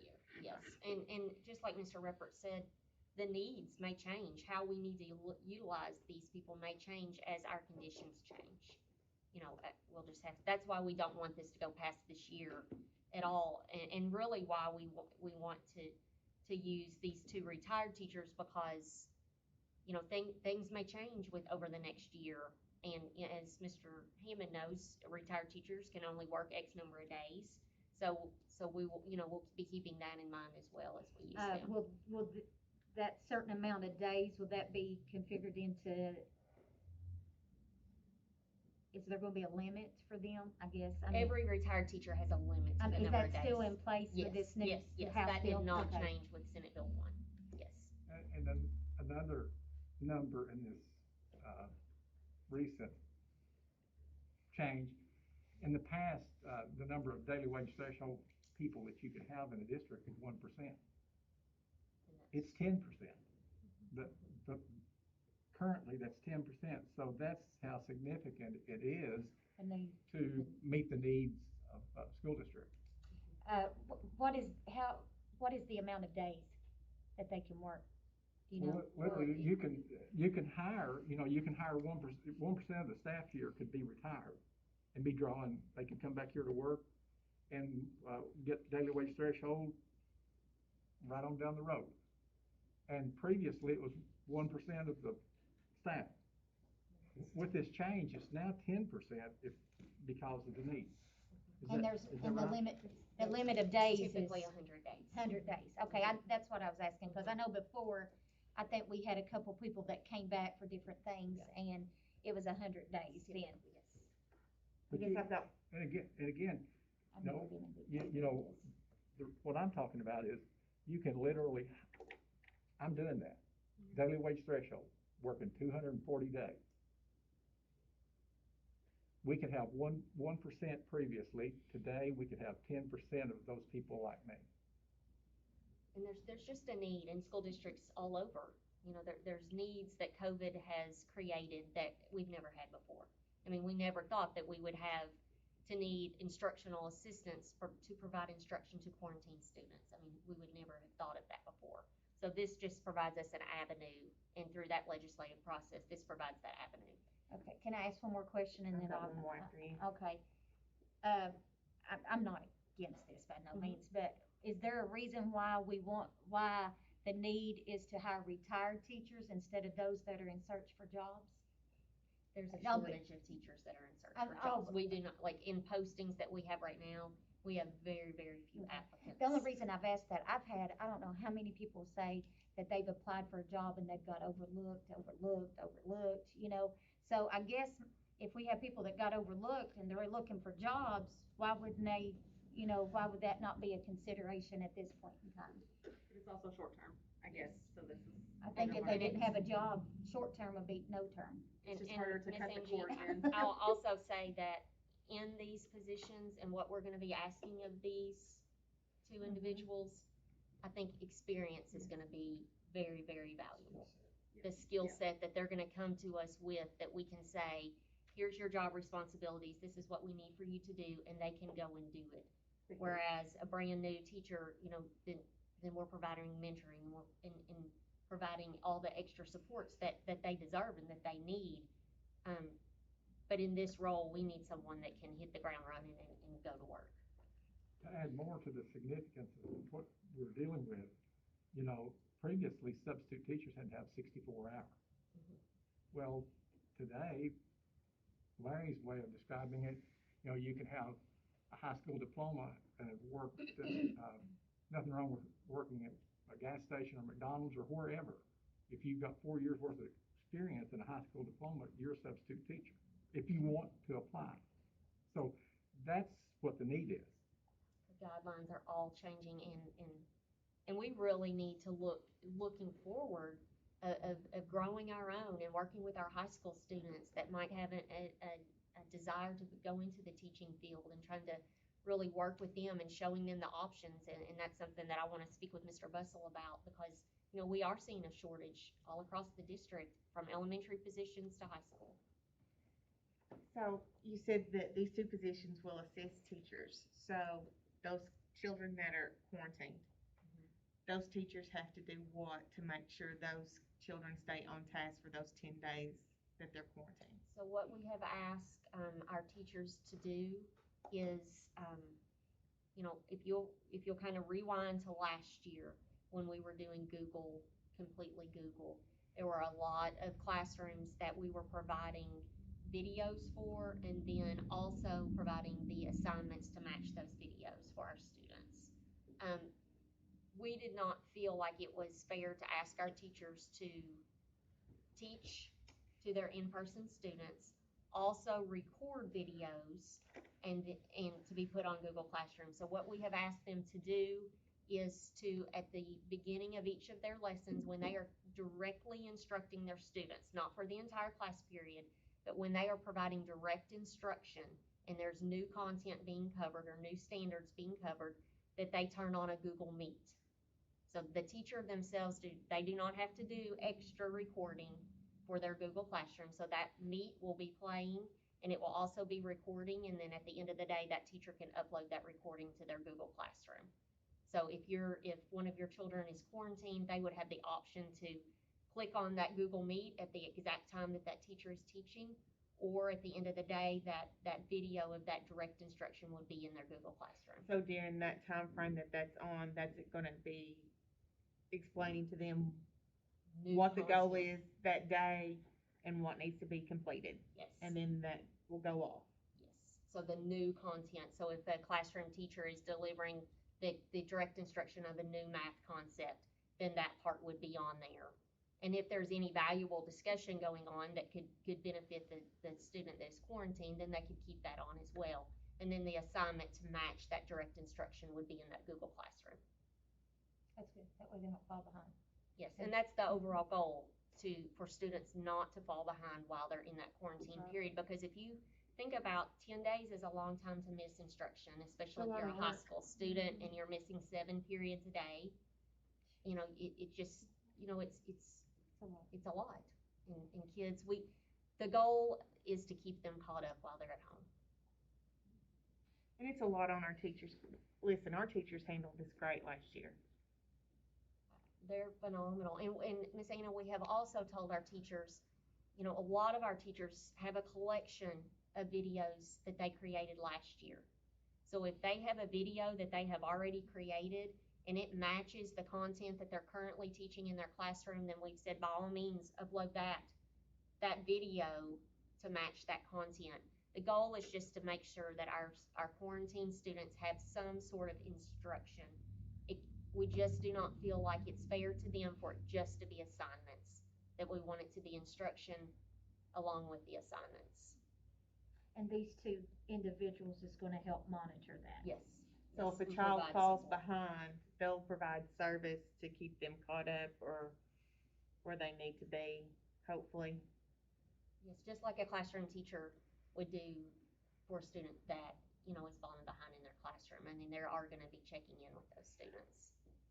And it could be, Anna, that some of these positions are also helping virtual. So they could have students that they're monitoring on the virtual side of that. So they may not be working necessarily with quarantine. They may be working with virtual depending on where our numbers are. We don't know numbers yet if they continue to increase. So again, flexibility with these positions. And these positions as well could be calling to check on the quarantine students, you know, taking that burden off of our classroom teachers to be able to call to say, you know, are you ill? Are you able to participate? You know, have you watched? And just checking in and That's making what I was sure. kind of saying, making sure they stay caught up, making Yes. sure. And it's just another layer. I mean, you know, last year, you know, we know that there were students that fell in the cracks, and we're just trying to prevent that. And the burden, unfortunately, falls on our classroom teachers. You know, it just absolutely does, and they have worked, and they have worked, and they have worked, and they've given us everything that they have. And we were so hopeful that this school year would be back to normal and that they would not have to be teaching on multiple platforms, but here we are. And again, as we had mentioned earlier, when a student is quarantined, they are still counted present at being in school. So we have to provide instruction to them. And then Ms. Jessica, Mr. Reppert, and I, you know, we will be providing a plan to the department of how are we providing instruction to our quarantine students and how are we monitoring that. I have one more question before I forget this, because I will forget this. This ain't really got anything to do with this right here, I'm sorry. But you had said something about the recording of their lesson, okay? Just curious, would that be available? I'll use my child for an example. If Carabella does not understand this type of division, and she comes home and we get into a disagreement, because she's wanting to tell me that she's right, can she go back and watch that over to, I mean, is that gonna be available for all children? All students in that classroom would have access to that Google Classroom. So then they could go back and either watch that recorded video, or if a teacher had previously recorded that and uploaded that direct instruction, that would be there. I may learn new math before it's over with. And then, of course, It's hard. Again, going Yeah. farther with what I see this person doing, not every household is totally into the instructional process. And this person, these people will be somewhat serving as counselors in some cases, Absolutely. trying to lure them into the process. Family, serving in the role of the family resource, youth service center, calling, checking. Yeah. It's just a lot of needs that we didn't foresee ourselves being there. And then, Ms. Ballinger, the schedule itself for these two folks, whatever, I would assume it'd be whatever would work. It wouldn't necessarily have to be from the beginning of school to end of school. It could be from 10 o'clock until 7 at night, or 11 to 7, or whatever. Absolutely. In order to catch the homes that they need to catch. Yes, we agree. Have any questions? No. Missy? Have any more questions? No. Okay. So this motion we need is to approve the hiring of 2 retired teachers to provide expanded instructional services during COVID pandemic at the KTRS daily wage threshold. Motion. Okay. And those positions will be posted, right? Okay. I'll second. Second, all in favor? Okay.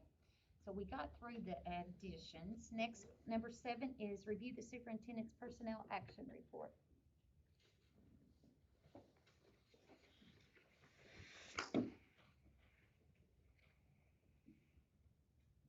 Anyone have any questions? Yeah, I kind of did. I guess. As far as your cooks, how are you standing? I mean, I see you got a lot of substitutes, but does that help you, or? It has helped. We're still working short in some schools because of quarantines or COVID. But most schools are probably working one short at least, and then sometimes it's two or three, but we're getting by, but we really need to, really bad. And Jay, you've got 2 people hired, is that correct? There's 4 names there. Some of those are still in the training process. That's just getting the background check out of the way and having everything ready to go. So when the training is complete, they can hit the ground running. But So does that have all the positions filled that you needed? as of today, I do not have any open routes. I do have one that we are filling with subs because of medical related issues. Good. And that could become an open position in the future, but as of today, it's not. So I'm like that much better than I was this time. You're afraid to say anything, aren't you? Yeah. I've drove every single day. I passed you on Red Hill real early That one was my morning. route the first couple weeks. I've got somebody out there now, so. I appreciate both of you all so much. Mr. Hopkins, you've ran and you all have taken food so many places, and Jamie, what you went through to feed our kids, you can't educate a hungry child. Absolutely. So, you all put in so much work, I appreciate it. We forget that a lot of times, don't we? All right, department reports, they were all on, do you have anything highlighted that you want to? Does anyone have any questions, about department reports? Those were all uploaded. I'd like to know how our new ladies, how are you all doing? Doing well. Doing really good. Still excited to be here. Well, that's a plus. We haven't even got through one semester and you're still excited, so we're doing good. They've both done phenomenal and have just jumped right in and quickly become part of our team and are just learning daily and just become a welcome face in our schools. So I thank them for being so open and, willing to learn and to, quickly just become part of our team, part of our family. That's wonderful. Item number 9, our superintendent communication, Ms. Carey. I just want to say thank you to the support that the board is providing to our teachers. I just really appreciate that. Again, unfortunately, the burden of all of this is falling again on our staff. And, if you had asked me what this would have looked like, what school would have looked like at the end of June, I would have just thought that we were going forward into a regular school year. And unfortunately, that's not the case. But you all have continued to support our needs and to continue to support us and keeping in mind that the most important thing that we're doing is providing education to our students. And we didn't expect that we were going to be providing again on 3 platforms. And again, that's requiring us to have to be flexible, and it's requiring us to have to do things differently. And that's from everybody. That's from food service to transportation to our custodial staff to our teachers. And everybody just continues to do such a phenomenal job. And it is a trying time in the school system right now. It is hard. It's hard to be a teacher. It's hard to be an administrator. It's hard to be a bus driver. It's hard to be a custodian. It is just hard across the board. And I just want to reiterate how much I appreciate everybody that belongs to the Rockcastle County School family. And I know that we ask a lot of you. We ask our staff to do a lot. But we just greatly appreciate them and greatly appreciate how much our staff is dedicated to our students. Because that's at the end of the day, that's what we're here for, is making certain that our students are getting an education, whether they're quarantined, whether they're COVID positive, whether they're on virtual, or whether they're sitting in a classroom. And never did, in my wildest dreams, did I think that teachers would have to be doing all of this and being so flexible and having to provide instruction in all of these different ways. But I just want to say thank you. I appreciate everybody that's part of our Rockcastle County School family. And our central office staff, amazing, just really amazing. Just come in every day ready to work. And, there's days that think some days are harder than others, but, I just appreciate everybody sticking together and trying to work together as a team. And and being respectful and just trying to make sure that we're doing the best that we can so the students in our county have a great education. Thank you to everyone. Thank you, Ms. Carey. Board comments? Does anyone have anything specific? I have a few things, and I got something to share with you. Okay, go right ahead. Mr. Hopkins, of course, you had shared the bus inventory. And with the bus fleet, looking at the 72 passengers, this is just a curiosity question. I noticed that, several 72 passenger buses and 72 passengers are a little bit longer than a 66. And years ago, of course, we had 66 and we're, on track that, and you might remember Angie and Anna for years on end said that we're not buying anything but 66 passenger. We were quitting. We were not going to buy any more 35 passenger buses. Other than special ed buses, we were going to buy 66 passenger buses. And any road, and of course even the spur route policy. And you may have been, you probably on the board when I brought that before the board and asked the board to approve that. And I think it's a good policy. But my question is this: going from 66 to 72, the plan, is that good? Are we filling up a 72 passenger? So if you would just address that. I mean, I'd just like to hear what got that in motion. Do you think we should continue with 72 passengers? Does that present any problems? Can we run 72 passengers throughout the district and do what I described with the 66 passenger? Because of consistency, it makes for a better path for the transportation director to address concerns when people call and they want to know, can you come down this road? And of course, special transportation is special transportation, lay that aside. But when you have a policy and you adhere to the policy, and the buses, will send me a smaller bus. And of course, that's the reason you don't want 5 different size buses, because everybody wants you to pull up to the door and maybe knock on it. Yeah. So it's kind of hard to say this, considering I know what we're kind of referring to. There has been very, very, very few situations in the county where there's been a difference between a 66 passenger and a 72 passenger. Very, very few. But obviously we're dealing with one that it has came into play. Yeah. And that has made a difference.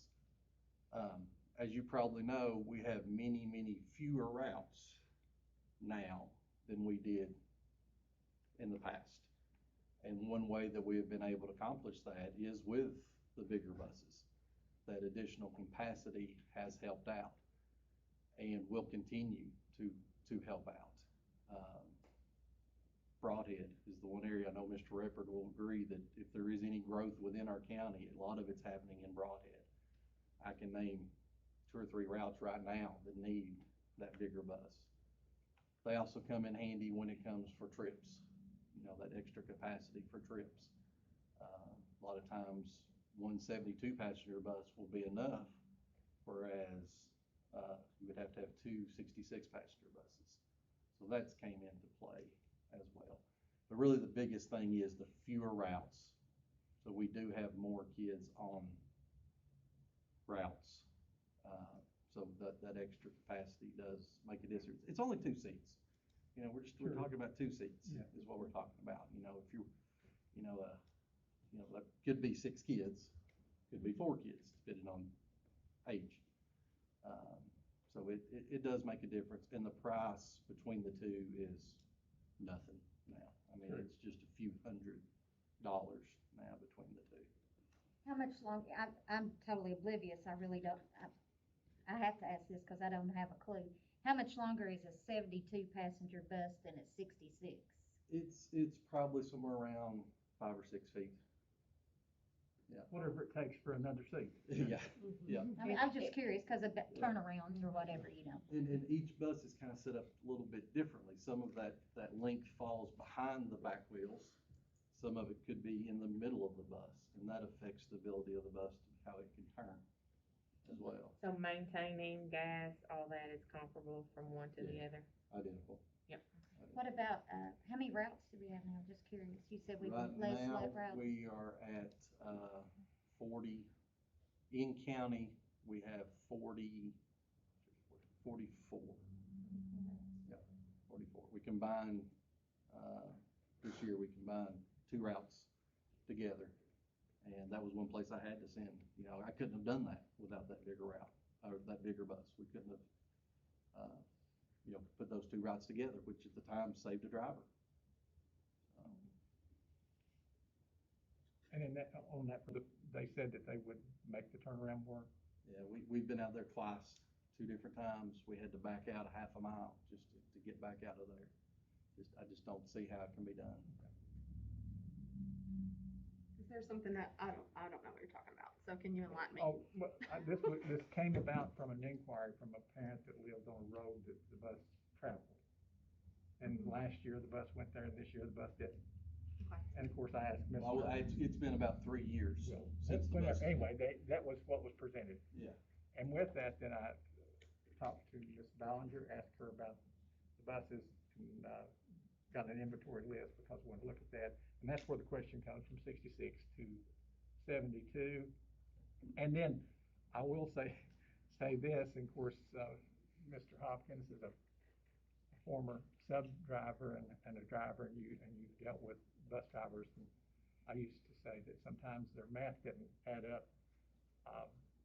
If we had the number of students that were initially reported on bus routes, we'd have 3,600 students instead of. So looking at that, when you go to a school and you see buses pulling in, you see them pulling out, is it full? Do you have 20 kids on a 66, or do you have 20 on the 72? Because in many cases, that's where it ends up.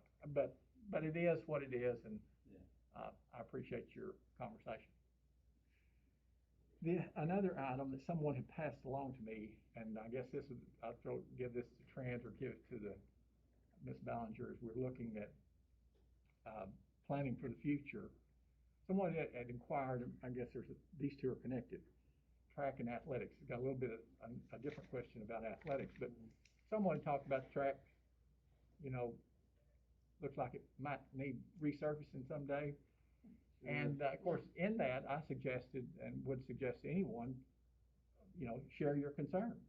Share your concern because, it has been some time since it's been resurfaced. It's an expensive proposition. I don't know if you've had any inquiry. Of course, the track is something that's used by the community and it's a school facility. So Trent, got any thoughts you can throw out on the track? Yeah, we've looked into replacing, resurfacing the track. It's probably a bigger issue than just resurfacing the track. We've got some blacktop issues where the water has probably been under the track, so it's chipped out. It'd be the best if we could replace the track. Yeah. Kind of the idea that we have is that with a middle school, maybe that part can be integrated into that. That would be ideal if it could be, I think. Sure. But definitely we do need to make some improvements to the track. We've tried to make improvements to the sports complexes. I mean, we've made a lot of facility improvements in the last few years. There's no doubt about that. You can take one look at the football field and you can tell that. But yeah, it's a need. And the track is, I don't know if you've gotten, I've not priced the track lately, but it's an expensive proposition, isn't it? I have priced just resurfacing it, and there's several ways that they do it. I mean, it's just like anything else. I mean, there's a cheap way, and there's a better way, and there's the pie in the sky. Good. And we've looked at all 3 of those. You can spend as much as you want. Really. But we have to look at the underlying issue before we put a surface on the track of the actual track itself, not the coating on the track. But yeah, the track's used by the community, right? Yeah. It's used by, it's at times had vehicles on it over the years. If and when we do make improvements to the track, we need to institute some new rules for the track. And take That track was laid in 91? No, I'm not sure. It was sometime while we were in high school. Yeah. I would think that our Mhm. fiscal court should make a very sizable donation, because, That'd be wonderful, yeah. only We- because it is used so much by the community, and I hope that is recorded and passed along to our magistrates, because, agree with you. why not? They're gonna spend it on other things, they might as well spend it Some on us. community partnership and maybe a partnership with the hospital, we could explore all that, yeah, Yes. that's definitely something we can do. And I think to add on to what, Mr. Trent said, looking at that, and we've had these discussions at looking at if, we do have the good fortune to build a new middle school facility, then incorporating that into that, because it is a need, and our track team needs that. I know we've not They hosted. recognize so big in the Yeah, state. and our yeah. track team, they're phenomenal, yeah. and we're not hosting home meets because of the condition of our track, and And we we win the really, state really championship every need year. It's to, not fair. to And make you gotta give improvements. Mr. Brummett credit, he's been the track coach for a long time, and Yes. he has tried to keep that track up, he's patched, and we've bought patch, and he's tried, but it's beyond. You know that. And it's really sad, because they win the state championship. And And I we, think we we- need to support that. I think we felt as a community, our magistrates included, that that's not just the schools, like it is Right. used a lot by the community. And I think we need to recognize that as a community and support it. And Angie, your thoughts on hitting the fiscal court? I agree. That's a good Yes. idea. Yeah. That'd even be Maybe worth we a- need to go to the next meeting. That would even be I'll worth join you. a plaque or something for them if they did it that way. That's right. I'll join you. And then the last thing on athletics, some of the folks involved in athletics had asked about booster money being used for travel and officials, talking about, the need is that the case? Is that the expectation? And if it is, I would suggest that we consider what we're doing, because I think we are supposed to fund athletics. Booster money is more or less for frills, if you want to call it that. It's for extras. It's not for what's required to have the sport. So, want to talk about that, or got any thoughts on that, or where we are? Certainly, any funds raised by students is to be spent on students, so absolutely, I would agree. I'm not aware of booster money being used to pay for referees, or so. And that was the Yeah. story that. So that's what let shared. us discuss that with our was it the high school or middle Yeah. school? High school. Yeah, I'm not aware of that taking place. I mean, they do have an athletic general fund that should be coming from, so let us check into that. And if it is the case, I mean, again, I think we need to do something to help them out. To offset that amount. Yeah, definitely. So we'll check into it. You can only sell so much Avon, that's what Mike Burdette used to say, we used to sell that And those Avon. candles. And those candles. And those candles. And Krispy Kremes, I don't know though, the Krispy Kremes are pretty good.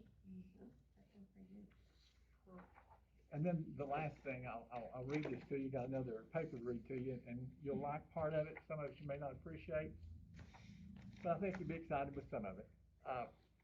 This is with today's date, to the Board of Education. Dear Board of Education, and it's copied to Ms. Ballinger, Dr. Glass, and the Mount Vernon Signal. So it says, please accept this letter as a notice of my resignation as a school board member representing Division 5, effective January the 1st, 2022. I plan to sell my home in town and will no longer reside in the division. So that's what's written, and I'll expand upon that a little. I want to make sure that everyone has an opportunity to think about whether or not they want to be a board member. Filling the vacancy in 3 months ought to be plenty of time, and then they start out fresh. Start out fresh in January as a board member. And the rest of it is what you may not appreciate, but I want to read it anyway. It has been an honor to serve in the capacity for the year. Working with you and the staff in an effort to improve the educational opportunities for the youth of Rockcastle County has been most rewarding. Serving as a board member in one district while serving as superintendent in a different school district has broadened my perspective, to say the least. The impact of political maneuvering within districts serves to reduce learning opportunities for children. Boards of education reflect the community interest and support for public schools. I am especially proud of the transparency that began at the January 2021 board meeting. This is a new norm for Rockcastle County, which will continue by popular demand. In addition, the 3% salary increase for staff in comparison to the practice of previous years was uplifting for all. Although I could reflect on more details, the publicizing of improprieties of financial practice for 4 years and 5 months, which began with the previous administration and continued with the current administration, was the highlight of my experience. Hopefully everyone learned and it will not be repeated.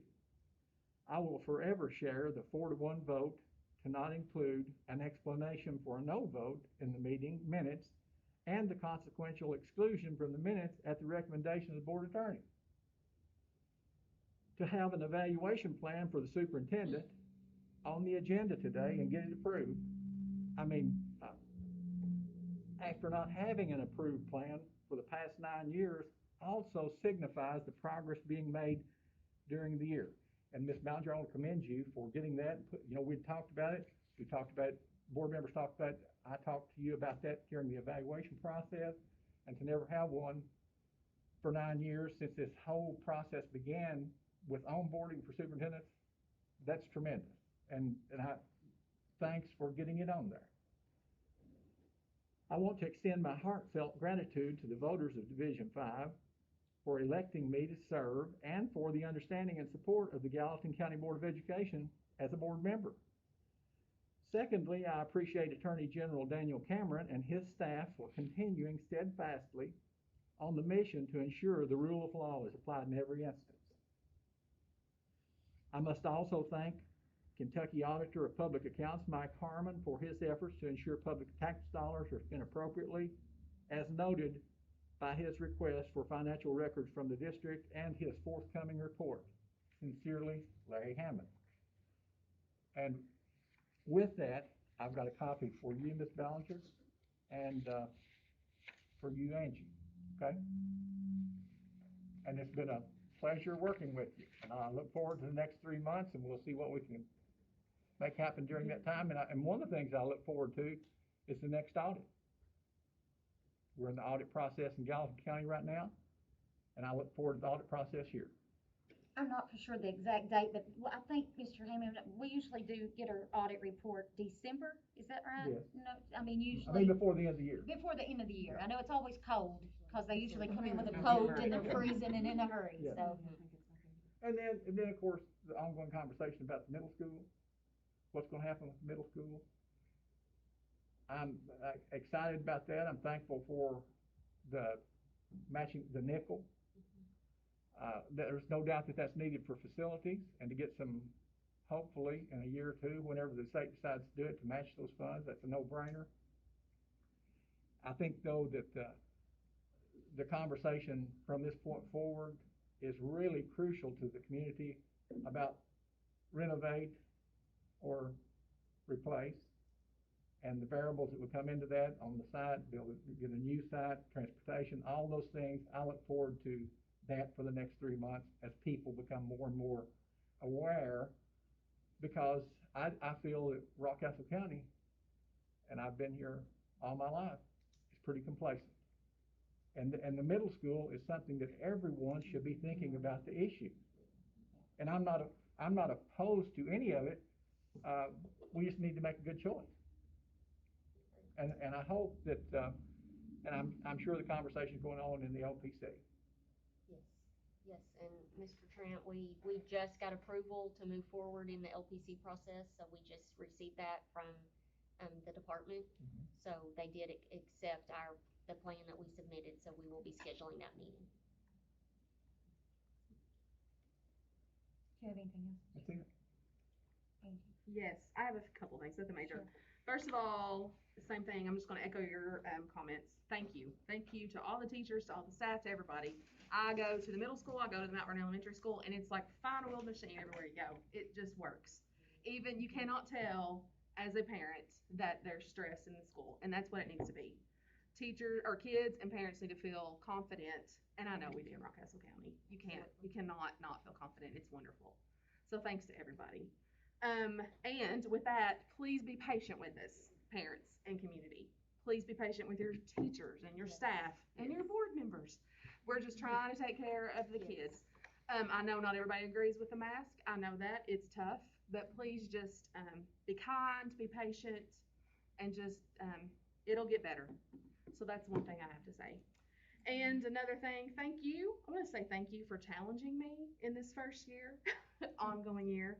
And I hope that your constituents that you serve will reach out to the new board member or even us, because I know they're very vocal, evidently, to you. And so if there's any other concerns in January, that's all I want to say. So thank you. You're welcome. Misty, do you have anything? Miss Anna, do you have anything? Thank you, Mr. Hammond. You're welcome, Anna. I think your goal has been to make Rockcastle County Schools more solid and better. I appreciate that. We're just blessed to have such a great district all the way around. I think every district has some flaws. Maybe because I'm just a hometown girl and I know all the faces, but we are so blessed. I serve a lot of Kentucky, and we have the best of the best right here, so thank you all. Well, Anna, I want to say something to you. And of course, I referenced this last meeting about Angie, and the question she asked or the comments she made about exit interview. And I appreciate your inquiry, your questions about these two positions. I appreciate your conversations about, do we need to post them? Because they do need to be posted, because that's just opening the door for somebody to criticize what's going on. And so that, and then are they making more? All of that is good stuff. I mean, the question, not that you want to stay here till 11 o'clock every time you come together, but board members need to be well informed, know what they're voting for. Don't ever vote for anything that you don't know what it is. Table it, put it off, or get somebody to come and explain it. You should never do that. And ask questions. I mean, because a board of education, of course, this is what I truly meant what I said about serving in one place and working in another. I've thought more about board members. You know, I've been in that seat all the time, and I've tried to think more about what I do, my attitude toward board members as a result of this. So it's been a good experience. They may keep you on for a few more years, you think? Maybe not. Do you have anything else, Miss Anna? I don't, just. The only really question I had was numbers in our attendance here versus other surrounding counties. How are we in comparison? I mean, I know we're at a higher rate, but I'm just curious if this is the norm across the state, or. I don't know that we're necessarily at a higher rate, and I haven't talked specific numbers with, actually, there's DPP conference tomorrow. I'm gonna head up to Lexington, and so I'll have a lot more information probably after that, but I think we're pretty comparable. I know we started about 2 weeks later than most districts, so I know that we were hearing a lot from other districts about that first 2 weeks, 80%, 85% attendance. And of course, if you look at the numbers, that's kind of where we were at. So we're a little bit behind because we started later. But you know, again, if you look at the chart that I put out there, it is improving. Things are improving drastically from last week. If you look at the number of quarantines and the number of students absent. Now, I'm not naive to think that we're not going to have potentially another spike and it might go back up, and we just don't know. Obviously, we hope that's not the case. But it is better over the last week. And this attendance percentage does include the QRS codes, which is an exemption code, which the state's using. So that does help that percentage. So, but we're, you know, Angie, I can't answer specific, but I think we're right there. Everybody's in the same boat. The other thing I had, I just want y'all to know I do appreciate every one of you all. I know that you put in a lot of hours and stuff, and if ever I come across as being negative, you have to keep in mind it's something from our perspective. You all your communication circle is educators. My communication circle is not educators. So they're going to voice their concerns that you're never going to hear. That's like Mr. Hammond. You know, most people are not going to go to Mr. Bussell and say, hey, why is this money not being, they're not gonna do that, but they're gonna call us at 11 o'clock. And so when we express our concerns, it doesn't mean that we think that you are doing something wrong. It just means that We have a question to answer. we just need answers, and that, I wanted to just stress that because, you know, it's so easy to be, read the wrong way sometimes. And, in a time that, in a world that is ugly, it's never good to be ugly back, but it's our defense and we do it sometimes. So with that being said, the other thing I want to say is, Mr. Hammond, I just want you, I agree with Angie in saying that you are, you've always been a challenge, and I don't mean that in a bad way, but there's one thing, you keep me thinking, you make me look at things from a different perspective, and I appreciate that. But the biggest thing that you've always done, years ago as superintendent, today as a board member, is I've always thought that you wanted to keep kids first. And I appreciate that. And I think that that is, one of these days when you do decide to retire from everything, you know, whenever that is. Sooner rather than later. I think that that can be said. You know, anybody that spends their life trying to better the lives of children, that is to be commended. And I appreciate you. So thank you. And even though you're going to sell your home in Rockcastle County, I do know that you own a farm on Red Hill that I've tried to buy from you several times. And if you ever have a question that you want answered, feel free to call me. I'll find out an answer for you. Thank you very much. You're welcome. With that, I need a motion to adjourn. I'll make a motion. Second, all in favor? Thank you all.